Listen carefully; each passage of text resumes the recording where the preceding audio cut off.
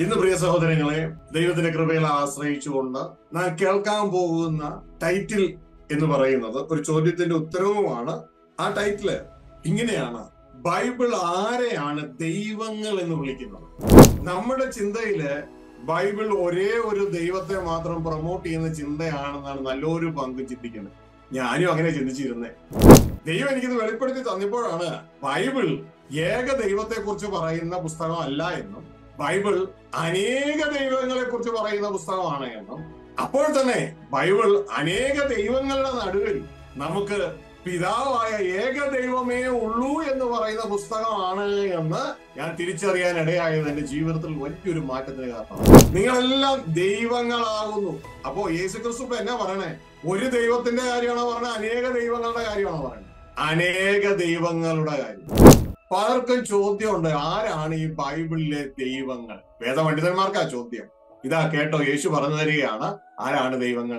ദൈവത്തിന്റെ അരുളപ്പാട് ഉണ്ടാകുന്നവരെയാണ് ദൈവങ്ങൾ, എലോഹിമുകൾ എന്ന് പറയുന്നത്. ഈ അറിവ് എല്ലാവർക്കും ഇല്ല. ഈ അറിവ് ഉണ്ടാകണം. എന്താണ് ഈ അറിവ്? ബൈബിൾ പറയുന്നത് ഒരേ ഒരു ദൈവത്തെ കുറിച്ചല്ല, അനേക ദൈവങ്ങളുടെ നടുവിൽ അനേക എലോഹിമുകളുടെ നടുവിൽ പിതാവായ ഏക എലോഹിമേ നമുക്കുള്ളൂ. ആദ്യം ഇങ്ങനെയായിരുന്നു ഇങ്ങനെ പറഞ്ഞു നടന്നത്. ഷാജിയോസഫ് പറഞ്ഞു യേശു ദൈവം അല്ലെന്ന് പറഞ്ഞതാണ്. എന്താണ് പറയുന്നത് ആദ്യം ഒന്ന് കേക്ക്. ഷാജിയോസഫ് പറയുന്നത് യേശു ക്രിസ്തു ദൈവം അല്ല എന്നല്ല, യേശു ക്രിസ്തു ദൈവമാണ്. യേശു ക്രിസ്തുവിലൂടെ സ്വർഗീയ പിതാവിന് ജനിച്ച എല്ലാവരും ദൈവ മക്കളാണ്. അതുകൊണ്ട് അവരിലൂടെ ദൈവങ്ങളാണെന്നാണ് ഈ പറയുന്നത്. വ്യക്തതയോടെ മനസ്സിലാക്കിയ കാര്യം. ഇതൊക്കെ പുതിയ സൃഷ്ടിയിലാ. പുതിയ സൃഷ്ടിയെ കുറിച്ച് അറിയാത്ത വ്യക്തിതലങ്ങൾക്ക് ഇത് എങ്ങനെ മനസ്സിലാവും? ഇതിന്റെ കാരണം നമ്മുടെ സെലക്ഷനിൽ സമയത്തിലല്ല, ആദിയിലല്ല. ആദിക്ക് മുമ്പ് അനാദിയിൽ. സമയത്താണ് നമ്മൾ ജീവിക്കുന്നത്, ആദിയിലാണ് ദൈവം ആകാശം ഭൂമി സൃഷ്ടിച്ചത്. ആദിക്ക് മുമ്പ് അനാദിയിൽ സ്വർഗസ്ഥ പിതാവ് നമ്മളെ തന്റെ പുത്രനായ ക്രിസ്തുവിൽ നമ്മളെ ദൈവത്തിന്റെ മക്കളായി, ക്രിസ്തുവിന്റെ സഹോദരങ്ങളായി, ക്രിസ്തുവിന്റെ കൂട്ടവകാശികളായി നമ്മളെ തെരഞ്ഞെടുത്ത് മുന്നേമിച്ചു. അതുകൊണ്ട് ദൈവത്തിന് അറിയാം നമ്മൾ ആരാണെന്ന്. ഇതുകൊണ്ട് പറയുന്നത് നിങ്ങളൊക്കെ ദൈവങ്ങളാ, അത്യുന്നതനായ ദൈവത്തിന്റെ മക്കൾ. അല്ലെങ്കിൽ അത്യുന്നതനായ ദൈവം അല്ല ആരും, അത്യുന്നതനായ ദൈവത്തിന്റെ മക്കൾ. ഇത് ദൈവത്തിന് അറിയാം. എങ്ങനെ അറിയാം? കാരണം ദൈവം അല്ലേ നമ്മളെ മുൻനിയമിച്ചത്, ദൈവം അല്ലേ നമ്മളെ തെരഞ്ഞെടുത്തത്. എന്നിട്ട് പറയാണ് നമ്മളോട്, ഇതാ നിങ്ങൾ മനുഷ്യരെ പോലെ മരിച്ചു പോകും. സത്യമല്ലേ? എല്ലാം മരിച്ചു പോകല്ലേ? ദൈവപുത്രന്മാർക്ക് മരണമുണ്ടോ? ഇല്ലല്ലോ. ദൈവപുത്രന്മാർക്ക് മരണമില്ല. ഇതേ വേട് തന്നെ യേശു എടുത്തിട്ട് പറയണേ. ഇതേ വേട് ദൈവത്തിന്റെ അരുളപ്പാട് കിട്ടിയ ഒരേ ദൈവങ്ങൾ എന്ന് പറയുന്നുവെങ്കിൽ ഞാൻ ദൈവപുത്രൻ എന്ന് പറഞ്ഞത് കൊണ്ടാണോ നിങ്ങൾ എന്നെ ക്രൂശിക്കാൻ വരുന്നതെന്ന ചോദ്യം. ദൈവപുത്രൻ ദൈവം തന്നെയാ. യേശു ക്രിസ്തു ദൈവം തന്നെയാ. അത്യുന്നതനായ സ്വർഗസ്ഥ പിതാവ് അല്ല, ആ പിതാവിന്റെ മകനാണ്. ഇതുകൊണ്ടാണ് ദൂതൻ വന്ന് പറഞ്ഞത് അവൻ അത്യുന്നതന്റെ പുത്രൻ എന്ന് വിളിക്കപ്പെടും. ആര്? ക്രിസ്തു. മനസ്സിലായോ? അവൻ അത്യുന്നതന്റെ പുത്രൻ എന്ന് വിളിക്കപ്പെടും, ക്രിസ്തു. അപ്പൊ ക്രിസ്തുവാണ് അത്യുന്നതൻ, ക്രിസ്തുവിന്റെ അപ്പനാണ് അത്യുന്നതൻ. ഇനി ക്രിസ്തുവിനെ കൊണ്ട് അവിടെ കൊണ്ടുവന്നിട്ട് അത്യുന്നതനായ അപ്പനെ ഒഴിവാക്കുന്ന സംഭവത്തോടാണ് ഞാൻ യോജിക്കുക. ഈ ലോകത്തിന്റെ ദൈവം നേരത്തെ പറഞ്ഞ സർവ്വലോകവും ദുഷ്ടന്റെ കീഴിൽ കിടക്കും. അത് പുള്ളിയുടെ നേച്ചറാണ്, പിശാചിന്റെ. ഇവിടെ പറയുന്നു ഇതാ ഈ ലോകത്തിന്റെ ദൈവം, ഈ ലോകത്തിന്റെ ഏലോഹിമാരാണ് പിശാച്. അപ്പൊ ഈ തിരിച്ചറിയണം, ഏലോഹിമുകൾ എന്ന് പറയുന്നത് ഈ പ്രപഞ്ചത്തിന്റെ ഭരണശ്രേണിയിൽ, ദൈവം വെച്ച ഭരണശ്രേണിയിൽ തലവന്മാരെ വിളിക്കുന്ന പേരാണ് ദൈവങ്ങൾ, അല്ലെങ്കിൽ കർത്താക്കന്മാർ, അല്ലെങ്കിൽ കർത്തൃത്വം നടത്തുന്നവർ.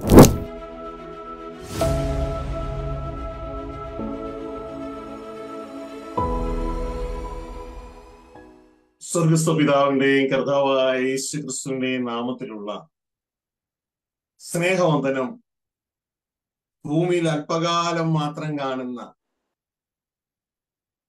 ഞാനടക്കമുള്ള സകല മനുഷ്യരെയും അറിയിക്കുകയാണ്. ദൈവം നിങ്ങളെ അവരെ സഹായിക്കട്ടെ, കൂട്ടായിരിക്കട്ടെ. ഇത് നമ്മളുടെ പ്രവാസകാലമാണ്, പരീക്ഷാകാലമാണ്.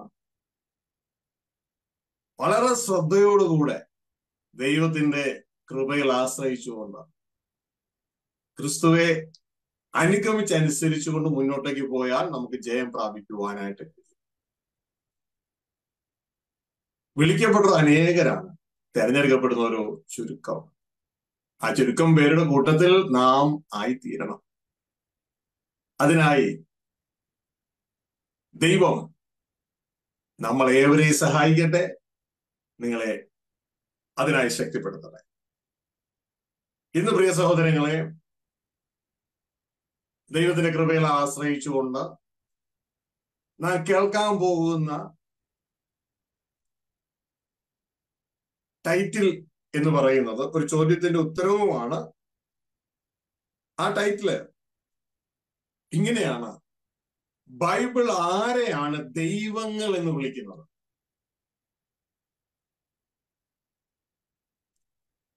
ബൈബിൾ ആരെയാണ് ദൈവങ്ങൾ എന്ന് വിളിക്കുന്നത്? പലപ്പോഴും ഇതറിയാത്തത് കൊണ്ട് പല കൺഫ്യൂഷനുകളും പിശാച് സഭയുടെ ഉള്ളിലിട്ട് സഭയെ ലക്ഷ്യത്തിൽ നിന്ന് മാറ്റിയിട്ട് സഭയിലെ അംഗങ്ങളെ അങ്ങോട്ടും ഇങ്ങോട്ടും ഇട്ട് വാക്കുകൊണ്ട് ഫൈറ്റ് ചെയ്യുകയും ജനത്തിന്റെ ഉള്ളിൽ കൺഫ്യൂഷൻ നിറയ്ക്കുകയും ചെയ്യുക. അപ്പൊ പരസ്പരം ചിദ്രിച്ചിരിക്കുന്ന വ്യക്തിത്വങ്ങൾക്ക് ഒരിക്കലും ലക്ഷ്യത്തിലെത്താൻ കഴിയില്ല.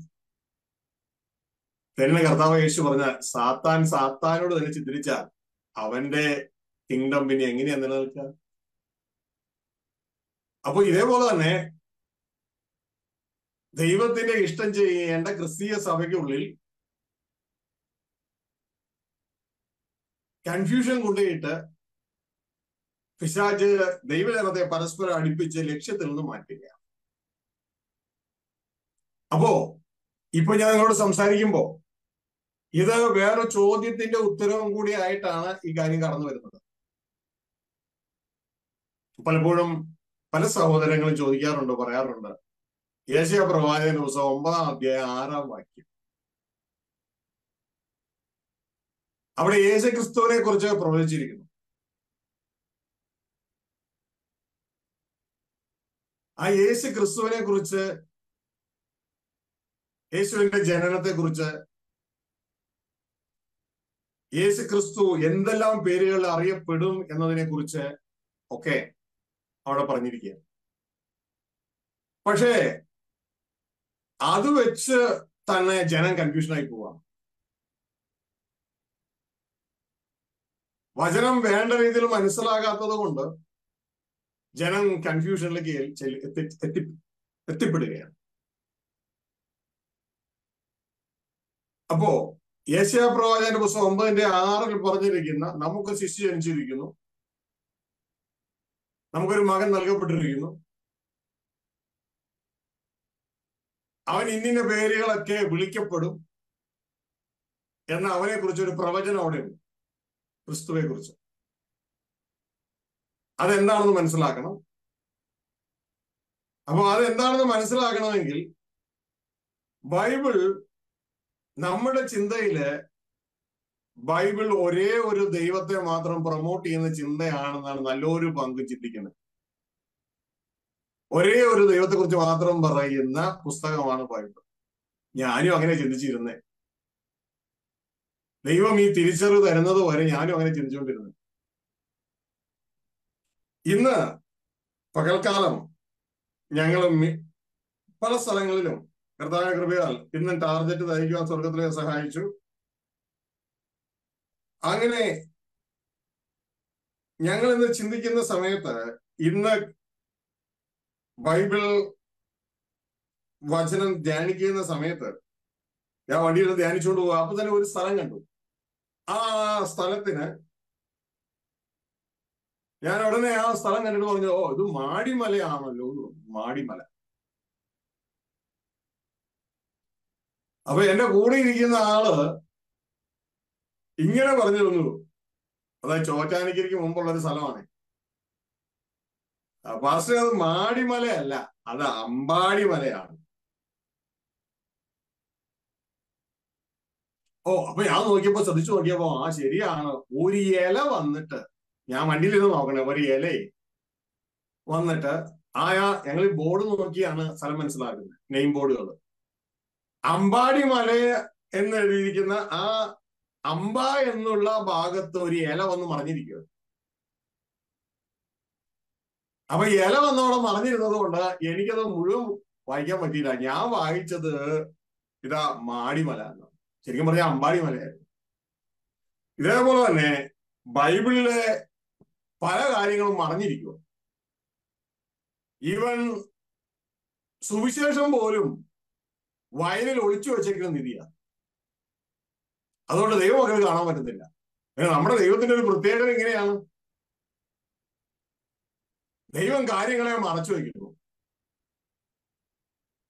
രാജാക്കന്മാർക്ക് ആ കാര്യങ്ങളെ ആരായിരുന്നു, ഇതാ ബൈബിള് പറയുന്നത്.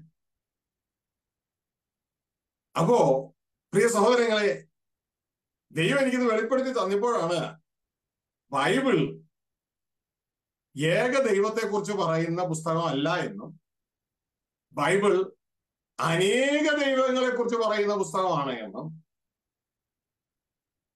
അപ്പോൾ തന്നെ ബൈബിൾ അനേക ദൈവങ്ങളുടെ നടുവിൽ നമുക്ക് പിതാവായ ഏക ദൈവമേ ഉള്ളൂ എന്ന് പറയുന്ന പുസ്തകമാണ് എന്ന് ഞാൻ തിരിച്ചറിയാൻ ഇടയായത് എന്റെ ജീവിതത്തിൽ വലിയൊരു മാറ്റത്തിന് കാരണമായി. സത്യത്തിലേക്കുള്ള ഒരു യാത്ര വളരെ വേഗത്തിൽ നടക്കുവാൻ ദൈവം എന്നെ സഹായിച്ചു. അപ്പൊ ഞാൻ എല്ലാവരോടും പറയുന്നത്, നിങ്ങൾ എന്നെ വിശ്വസിക്കരുത്, നിങ്ങളുടെ കയ്യിലുള്ള വിശുദ്ധ ബൈബിൾ വിശ്വസിക്കണം. ഞാൻ പറയുന്ന വാക്കുകൾ അങ്ങനെ തന്നെയോ എന്ന് പരിശോധിക്കണം. കാരണം കള്ളപ്രവാചകന്മാർ ധാരാളം ഉള്ള സ്ഥിതിക്ക് നിങ്ങളുടെ കയ്യിലെ വിശുദ്ധ ബൈബിളിലെ വചനങ്ങളിൽ നിങ്ങൾ പണിയപ്പെട്ടാൽ മതി. പിന്നെ എല്ലാ നല്ല പ്രവാചകന്മാരോടും കള്ളപ്രവാചകന്മാരോടും ചേർത്ത് പറയാണ്, നിങ്ങളും ധൈര്യം ഉണ്ടെങ്കിൽ ഇങ്ങനെ പറഞ്ഞു തുടങ്ങണം നിങ്ങളുടെ മീറ്റിംഗ്. വിശുദ്ധ ബൈബിൾ വിശ്വസിച്ചാൽ മതി, അതാണ് നല്ലത്. അല്ലാണ്ട് ഞങ്ങളെ വിശ്വസിക്കോ കാരണവന്മാരെ വിശ്വസിക്കോ എന്നുള്ളതല്ല.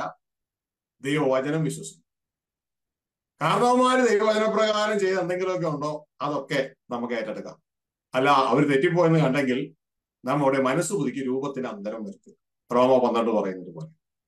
പ്രിയ സഹോദരങ്ങളെ, ഇതുമായി ബന്ധപ്പെട്ട് ചില വാക്യങ്ങൾ വായിച്ചുകൊണ്ട്, ധാരാളം വാക്യങ്ങളുണ്ട്, ചില വാക്യങ്ങൾ വായിച്ചുകൊണ്ട് നമുക്ക് യേശയ്യാ പ്രവാചകന്റെ പുസ്തകം 9-ാം അധ്യായം 6-ാം വാക്യത്തിൽ യേശു ക്രിസ്തുവിനെ കുറിച്ച് പറയുന്ന അത്ഭുത മന്ത്രി, വീരനാം ദൈവ, സമാധാന പ്രഭു, നിത്യപിതാവ് എന്ന ഭാഗങ്ങളിലേക്ക് നമ്മൾ ശ്രദ്ധ കേന്ദ്രീകരിക്കാൻ പോവാ. കാരണം അത് ദൈവജനത്തെ കൺഫ്യൂസ് ചെയ്തിട്ടിരിക്കുന്ന ഒരു തലമാണ്. വചനം മുഴുവൻ സത്യമാണ്, യാതൊരു വ്യത്യാസമില്ല. ബൈബിളിലെ എല്ലാ വചനങ്ങളും സത്യമാണ്, ചില ട്രാൻസ്ലേഷൻ മിസ്റ്റേക്കുകൾ ഒഴിച്ചു കഴിഞ്ഞു. അപ്പോ ഇതാ ആദ്യം തന്നെ നമുക്ക് വിശുദ്ധ ബൈബിളിലെ പുതിയ ഉടമ്പടി ഭാഗത്ത് യേശുക്രിസ്തു പറഞ്ഞ ദൈവങ്ങൾ എന്ന ഭാഗങ്ങൾ എടുക്കാം. യേശുക്രിസ്തു പറഞ്ഞ ദൈവങ്ങൾ. യോഹന്നാന്റെ സുവിശേഷം 10-ാം അധ്യായം 35-ാം വാക്യത്തിൽ യേശു ദൈവപുത്രൻ എന്ന് പറഞ്ഞ തന്നെത്താൻ ദൈവത്തോട് സമനാക്കി എന്ന് പറഞ്ഞുകൊണ്ട് യഹൂദന്മാർ യേശുവിനെതിരെ തിരിഞ്ഞു.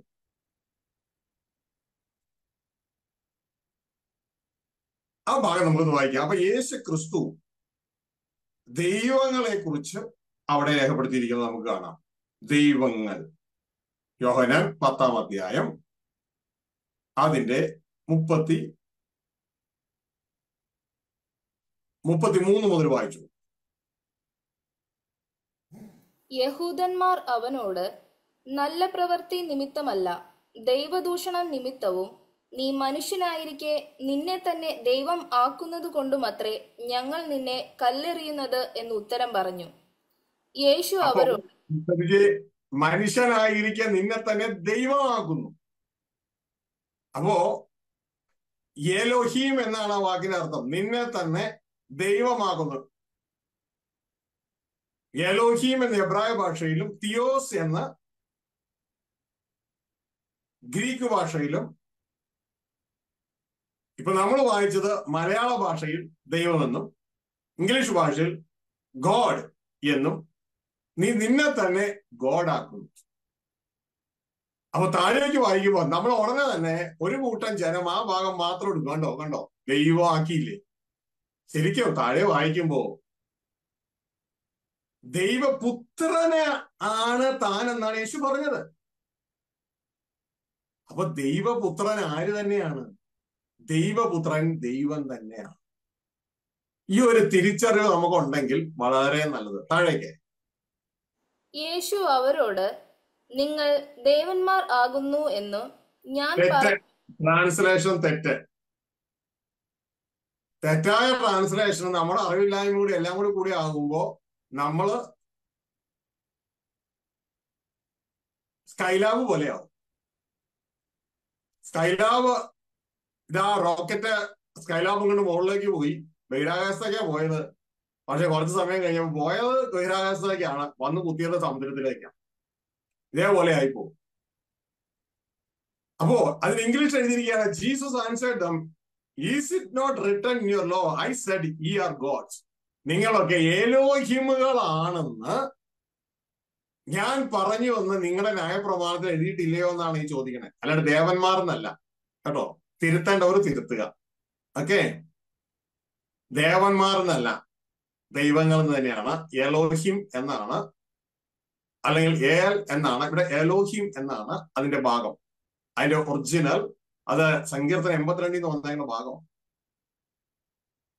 താഴേക്ക്, നിങ്ങളെല്ലാം ദൈവങ്ങളാകുന്നു. അപ്പോ യേശുക്രിസ്തു ഇപ്പൊ എന്നാ പറയണേ? ഒരു ദൈവത്തിന്റെ കാര്യമാണോ പറഞ്ഞത്? അനേക ദൈവങ്ങളുടെ കാര്യമാണോ പറയുന്നത്? അനേക ദൈവങ്ങളുടെ കാര്യം. അപ്പൊ ബൈബിൾ അനേക ദൈവങ്ങളെ കുറിച്ച് പറയുന്നേ. ഇത് ആര് തന്നെ നമുക്ക് പറഞ്ഞു തരുന്നേ? നമ്മുടെ കർത്താവായ യേശുക്രിസ്തു തന്നെ പറഞ്ഞു തരുന്നേ. ദൈവങ്ങൾ. ഹല്ലേലൂയ. അവിടെ എഴുതിയിരിക്കുകയാണ്, യേശു അവരോട്, നിങ്ങൾ ദൈവങ്ങളാകുന്നു എന്ന് ഞാൻ പറഞ്ഞു. ഏത് ഞാൻ? അത്യുന്നതനായ ദൈവം പറഞ്ഞു എന്ന് നിങ്ങളുടെ ന്യായപ്രമാണത്തിൽ എഴുതിയിട്ടില്ലയോ? എന്നിട്ട് യേശുക്രിസ്തു അത് എക്സ്പ്ലെയിൻ ചെയ്യുകയാണ്. വീണ്ടും അടുത്ത വേർഡ്, അതിന്റെ 10:35 വായിച്ച്. ദൈവത്തിന്റെ അരുളപ്പാട് ഉണ്ടായിട്ടുള്ളവരെ ദൈവങ്ങൾ എന്ന് പറഞ്ഞ് എങ്കിൽ തിരുവെഴുത്തിന് നീക്കം വന്നുകൂടായില്ലയോ? ഓ, സോ പവർഫുൾ. ഈ തിരുവെഴുത്ത് മാറാൻ പാടില്ലെന്ന് യേശുക്രിസ്തു പറയണേ. ഈ തിരുവെഴുത്ത് മാറാൻ പാടില്ല. ആരാണ് ഈ എലോഹീമുകൾ? ആരാണ് ഈ ദൈവങ്ങൾ? യേശു വളരെ ക്രിസ്റ്റൽ ക്ലിയർ ആയിട്ട് പറയാണ്, ബൈബിൾ പറയുന്ന ദൈവങ്ങൾ എന്ന് പറഞ്ഞാൽ അറിയാൻ പാടില്ലാത്തിരുന്ന് കേട്ടോ. യേശു പറഞ്ഞു തരികയാണ്, ദൈവത്തിന്റെ അരുളപ്പാടുണ്ടാകുന്നവരെയാണ് ദൈവങ്ങൾ എന്ന് ബൈബിൾ പറയുന്നത് എന്ന് ഞാനല്ല, യേശു ക്രിസ്തു പറഞ്ഞു തരികയാണ്. പലർക്കും ചോദ്യമുണ്ട്, ആരാണ് ഈ ബൈബിളിലെ ദൈവങ്ങൾ? വേദപണ്ഡിതന്മാർക്കാ ചോദ്യം. ഇതാ കേട്ടോ, യേശു പറഞ്ഞു തരികയാണ്, ആരാണ് ദൈവങ്ങൾ? ദൈവത്തിന്റെ അരുളപ്പാട് ഉണ്ടാകുന്നവരെയാണ് ദൈവങ്ങൾ, എലോഹിമുകൾ എന്ന് പറയുന്നത്. Is it clear? ആരെയാണ് ദൈവങ്ങൾ എന്ന് പറയുന്നത്? എലോഹിമുകൾ. ആദിയിൽ എലോഹീം ആകാശവും ഭൂമി സൃഷ്ടിച്ചു. അതേ വേർഡ് തന്നെയാണ്. ഹല്ലേലൂയ. രണ്ട് വേർഡ് മിക്സ് ആയിട്ട് ഉപയോഗിക്കുന്നുള്ളൂ, ഏലെന്നും ഏലോഹി എന്നും. ഏലെന്ന് വെച്ചാൽ സിംഗുലർ, ഏലോഹി എന്ന് വെച്ചാൽ പ്ലൂരൽ. രണ്ട് എബ്രായ വേർഡാ. അപ്പോ ഇവിടെ തന്നെ നമ്മൾ കണ്ടു, ഇതാ അതിന്റെ 4-ാം വാക്യം, 5-ാം വാക്യം, 34, 35 ഇവിടെയൊക്കെ ദൈവങ്ങളെ കുറിച്ചാണ് പറയുന്നത്. നീ ആരെയാണ് ദൈവങ്ങൾ എന്ന് പറയുന്നത് വളരെ വ്യക്തതയോടെ അവിടെ നമുക്ക് കാണുവാനായിട്ട് കഴിഞ്ഞു. ഇനി അടുത്ത ഭാഗത്ത് ദൈവത്തിന്റെ ആത്മാവ് വിശുദ്ധ പൗലോസ് അപ്പോസ്തലനിലൂടെ സംസാരിക്കാൻ നമുക്ക് കേൾക്കാം. 1 കൊരിന്ത്യർ 8-ാം അധ്യായം 6-ാം വാക്യത്തിൽ 5-6 വാക്യങ്ങൾ വായിക്കുമ്പോൾ അതിന്റെ കൺക്ലൂഷൻ ഇങ്ങനെയാണ്: ഈ അറിവ് എല്ലാവർക്കും ഇല്ല. ഈ അറിവ് ഉണ്ടാകണം. എന്താണ് ഈ അറിവ്? ബൈബിൾ പറയുന്നത് ഒരേ ഒരു ദൈവത്തെ കുറിച്ചല്ല, അനേക ദൈവങ്ങളുടെ നടുവിൽ, അനേക എലോഹിമുകളുടെ നടുവിൽ പിതാവായ ഏക എലോഹിമേ നമുക്കുള്ളൂ. ഹല്ലേലൂയ. ഈ ഒരു തിരിച്ചറിവ് നമുക്ക് വേണം, അല്ലെങ്കിൽ നമ്മൾ തെറ്റിപ്പോകും. പലരും പറയണത് ഇങ്ങനെയാണ്, അപ്പൊ യേശുക്രിസ്തു ദൈവമാണോ നിങ്ങൾക്ക്? തീർച്ചയായും യേശു ദൈവമാണ്. അപ്പൊ ഉടനെ അടുത്ത ചോദ്യം, അപ്പൊ 2 ദൈവമായില്ലേ? ഒരു കളിയാക്കല. അപ്പൊ 2 ദൈവമായില്ലേ? 2 അല്ല എന്റെ പവന് സഹോദര. ബൈബിളിൽ പറയുന്നു, ക്രിസ്തു പറയുന്നു, അനേക ദൈവങ്ങളുണ്ട്. ആദ്യം ഇങ്ങനെയായിരുന്നു നിങ്ങൾ പറഞ്ഞു നടന്നത്. ഷാജി ജോസഫ് പറഞ്ഞു യേശു ദൈവം അല്ലെന്ന് പറഞ്ഞതാണ്. എന്താണ് പറയുന്നത് ആദ്യം ഒന്ന് കേക്ക്. ഷാജി ജോസഫ് പറയുന്നത് യേശു ക്രിസ്തു ദൈവം അല്ല എന്നല്ല, യേശു ക്രിസ്തു ദൈവമാണ്. യേശു ക്രിസ്തുവിലൂടെ സ്വർഗീയ പിതാവിന് ജനിച്ച എല്ലാവരും ദൈവ മക്കളാണ്. അതുകൊണ്ട് അവനും കൂടെ ദൈവങ്ങളാണെന്നാണ് ഈ പറയുന്നത്. വ്യക്തതയോടെ മനസ്സിലാക്കിയ കാര്യം. ഇതൊക്കെ പുതിയ സൃഷ്ടിയിലാ. പുതിയ സൃഷ്ടിയെ കുറിച്ച് അറിയാത്ത വ്യക്തിതലങ്ങൾക്ക് ഇത് എങ്ങനെ മനസ്സിലാവും? ഒരാത്മീയനോ സകലത്തെയും വിവേചിക്കുന്നു. ഒരു ചെടികനോ ഇത് ആത്മീയമായി വിവേചിക്കേണ്ടതായി അവന് മനസ്സിലാവുന്നില്ല. അവനിത് മോശത്തരാണ്. പഴയ സൃഷ്ടിയുടെ കാര്യമല്ല പറയുന്നേ. പഴയ സൃഷ്ടി ദൈവത്തിൽ നിന്ന് അന്യപ്പെട്ടു പോയ, ദൈവത്തിന് നഷ്ടപ്പെട്ടതും മരിച്ചതുമാണ്. ആ ജഡമനുഷ്യനെ ചിന്തിച്ചാൽ ഇതൊന്നും മനസ്സിലാവില്ല. ഇതൊക്കെ പുതിയ സൃഷ്ടിയെ കുറിച്ചാണ് ഈ പറയുന്നത്. ഹല്ലേലൂയ. അപ്പൊ ഇനിയെങ്കിലും മനസ്സിലാക്കിയിട്ട് ഷാജി ജോസഫിലൂടെ ദൈവം എന്താണ് സംസാരിക്കുന്നത് മനസ്സിലാക്കി. ദൈവം തന്റെ കുടുംബത്തെ ഒരുക്കുകയാണ് ക്രിസ്തുവിലൂടെ. അതുകൊണ്ട് സ്വർഗീയ പിതാവ് എലോഹിമാണ്, ക്രിസ്തു എലോഹിമാണ്. ക്രിസ്തുവിലൂടെ ജനിക്കപ്പെട്ട എല്ലാ ദൈവ മക്കളും എലോഹിമുകളാണ്. ഹല്ലേലൂയ. ഈ ഒരു തിരിച്ചറിവാണ്. ഇത് എലോഹിം ഫാമിലിയാണ്. എലോഹിം എന്നുള്ളത് ഒരു അസ്തിത്വമാണ്. എലോഹിം എന്നുള്ളത് ഒരു സ്ഥാനപ്പേരാണ്, ഒരു ടൈറ്റിലാണ്. ഈ ബേസിക് ആയിട്ടുള്ള കാര്യങ്ങൾ നമുക്ക് മനസ്സിലാകുന്നില്ലെങ്കിൽ നമ്മൾ തെറ്റിപ്പോവുകയോ. ഹല്ലേലൂയ. അപ്പൊ ഇവിടെ പറയുന്ന ഒരു കാര്യം 1 കൊരിന്ത്യർ 8:5-7 വായിച്ച്. എന്നാൽ എല്ലാവരിലും ഈ അറിവില്ല. അപ്പൊ എല്ലാവരിലും ഈ അറിവില്ല. ഏതറിവാ എല്ലാവർക്കും ഇല്ലാത്ത? ആദ്യം ആ ഇല്ലാത്ത അറിവ് പോയി പ്രാപിക്കാൻ. എന്താണത്? 5-ാം വാക്യം മുതൽ വായിക്കും. എന്നാൽ ആകാശത്തിലോ ഭൂമിയിലോ ദൈവങ്ങൾ എന്ന് പേരുള്ളവർ ഉണ്ടെന്ന് വരികിലും സഹോദരി അത് കറക്റ്റ് ചെയ്ത് വായിച്ചതാ. മലയാളത്തിൽ ട്രാൻസ്ലേറ്റ് തെറ്റാണ്. ദേവന്മാർ എന്ന് വിചാരിക്കുന്നത്. ദേവന്മാർ അല്ല. ഹെബ്രായ ഭാഷയിലെ ഏലോഹിം, ഇംഗ്ലീഷ് ഭാഷയിലെ ഗോഡ്സ്, ഗ്രീക്ക് ഭാഷയിൽ തിയോസ്. മനസ്സിലായോ? ദൈവങ്ങൾ എന്ന പേരുള്ളവർ ഉണ്ടെന്ന് വരികയിലും. അതുകൊണ്ട് കറക്റ്റ് ട്രാൻസ്ലേഷൻ ഉള്ള ഒരു ബൈബിള് കയ്യിൽ വെക്കുക. താഴേക്ക്. പിതാവായ ഏക ദൈവമേ നമുക്കുള്ളൂ. അപ്പൊ ബൈബിള് പറയുന്നത് മനസ്സിലാക്കുക, ഏക ദൈവത്തെ കുറിച്ചല്ല. അനേക ദൈവങ്ങളുണ്ട്. ആ ദൈവങ്ങളുടെ നടുവിൽ പിതാവായ ഏക ദൈവമേ നമുക്ക് ഉള്ളൂ. ഈ അറിവ് എല്ലാവർക്കും ഇല്ല. അപ്പോൾ തന്നെ ബൈബിള് പറയുന്നു, നമ്മളെ കർത്തൃത്വം ചെയ്യുവാൻ യേശു, അനേക കർത്താക്കന്മാരുടെ നടുവിൽ യേശു ക്രിസ്തു എന്ന ഏക കർത്താവും നമുക്കുണ്ട്. താഴേക്ക് വായിച്ചു. അവൻ സകലത്തിനും കാരണഭൂതനും നാം അവനായി ജീവിക്കേണ്ടതുമാകുന്നു. യേശു ക്രിസ്തു എന്ന ഏക കർത്താവും നമുക്ക് ഉണ്ട്. അവൻ മുഖാന്തരം സകലവും, അവൻ മുഖാന്തരം നാമുമാകുന്നു. വളരെ ക്രിസ്റ്റൽ ക്ലിയർ ആയിട്ട് പറയുകയാണ്. ഇതാ ഈ സ്വർഗീയ പിതാവും കർത്താവായ യേശുവോ 2 എലോഹിം കാറ്റഗറിയാ. ഒരാൾ അപ്പനാണ്, ഒരാൾ മകനാണ്. എന്നാൽ രണ്ടുപേരും അവര് ഒരേ കാറ്റഗറി ആണെങ്കിൽ എക്സിസ്റ്റൻസിൽ അവർ ഒന്നാണ്, അസ്തിത്വത്തിൽ അവർ ഒന്നാണ്. ഹല്ലേലൂയ. ഞാനും എന്റെ മകനും, ഞാൻ മനുഷ്യനാണ് അസ്തിത്വത്തിൽ, എന്റെ മകനും അസ്തിത്വത്തിൽ മനുഷ്യനാണ്. വ്യക്തികൾ വേറെ വേറെയാണ്. എന്നാൽ ഇതിന്റെ പുറകിൽ പിതാവായ ദൈവത്തെ കുറിച്ച് പറയുമ്പോൾ പിതാവായ ദൈവം സകലത്തിന് കാരണഭൂതനാണ്. പുത്രനായ ക്രിസ്തു കാരണഭൂതനല്ല. പുത്രനായ ക്രിസ്തു സ്വർഗീയ പിതാവുമായി കമ്പയർ ചെയ്യുമ്പോൾ മുഖാന്തരമാണ്. ഒരു ഭവനത്തിൽ ഭർത്താവ്, കുഞ്ഞുങ്ങളെ ജനിപ്പിക്കാൻ ഭർത്താവ് കാരണഭൂതനും ഭാര്യ മുഖാന്തരവുമായി ദൈവം വെച്ചത്. ഇതേപോലെ തന്നെയാണ് സ്വർഗീയ കുടുംബത്തിൽ. അവിടെ ലേഡി കഥാപാത്രങ്ങളില്ല. അവിടെ എല്ലാം ദൈവവും ദൈവപുത്രന്മാരുമാണ്. ഈ ദൈവപുത്രനായ ക്രിസ്തുവിലൂടെയാണ് ദൈവം സകലത്തെയും സൃഷ്ടിക്കുകയും പരിപാലിക്കുകയും ചെയ്യുന്നത്. ഈ ഒരു തിരിച്ചറിവ് നമുക്കുണ്ടാകണം. എന്നാൽ ഈ അറിവ് എല്ലാവരിലും ഇല്ല. ഇനി ആ കുടുംബത്തിലേക്ക് ക്രിസ്തുവിൽ നമ്മളെയും കൂടെ ക്രിസ്തുവിലൂടെ ദൈവത്തിന് ജനിച്ച മക്കളായി കൂട്ടിച്ചേർക്കുകയാണ്. അപ്പൊ നമ്മളുമായി എലോഹിം കാറ്റഗറിയിലേക്ക് കയറുകയാണ്. ഇതാണ് ദൈവവചനം പറയുന്ന കാൺമീൻ. എത്ര വലിയ സ്നേഹം ദൈവം നമുക്ക് നൽകിയിരിക്കുന്നു. നാം ദൈവ മക്കൾ എന്ന് വിളിക്കപ്പെടാൻ. ഹല്ലേലൂയ. ദൈവ മക്കൾ ദൈവത്തിന്റെ കാറ്റഗറിയാണ്. ഇതെപ്പോഴും മനസ്സിലാക്കുക. ഒരു സിംഹത്തിന്റെ മക്കൾ സിംഹത്തിന്റെ കാറ്റഗറിയാണ്. മനുഷ്യന്റെ മക്കൾ മനുഷ്യന്റെ കാറ്റഗറിയാണ്. ദൈവത്തിന്റെ മക്കൾ ദൈവത്തിന്റെ കാറ്റഗറിയാണ്. ദൈവത്തിന്റെ അതേ ഐക്യമാണ്. ഈ ഒരു തിരിച്ചറിവാണ് യേശു ക്രിസ്തുവിനെ കുറിച്ച് പറയുന്നു. തന്റെ അപ്പന്റെ അതേ പ്രതിമയാണ്. അവൻ അദൃശ്യനായ ദൈവത്തിന്റെ പ്രതിമയാണ്, പ്രതിരൂപമാണ്, ഐക്കണാണ്.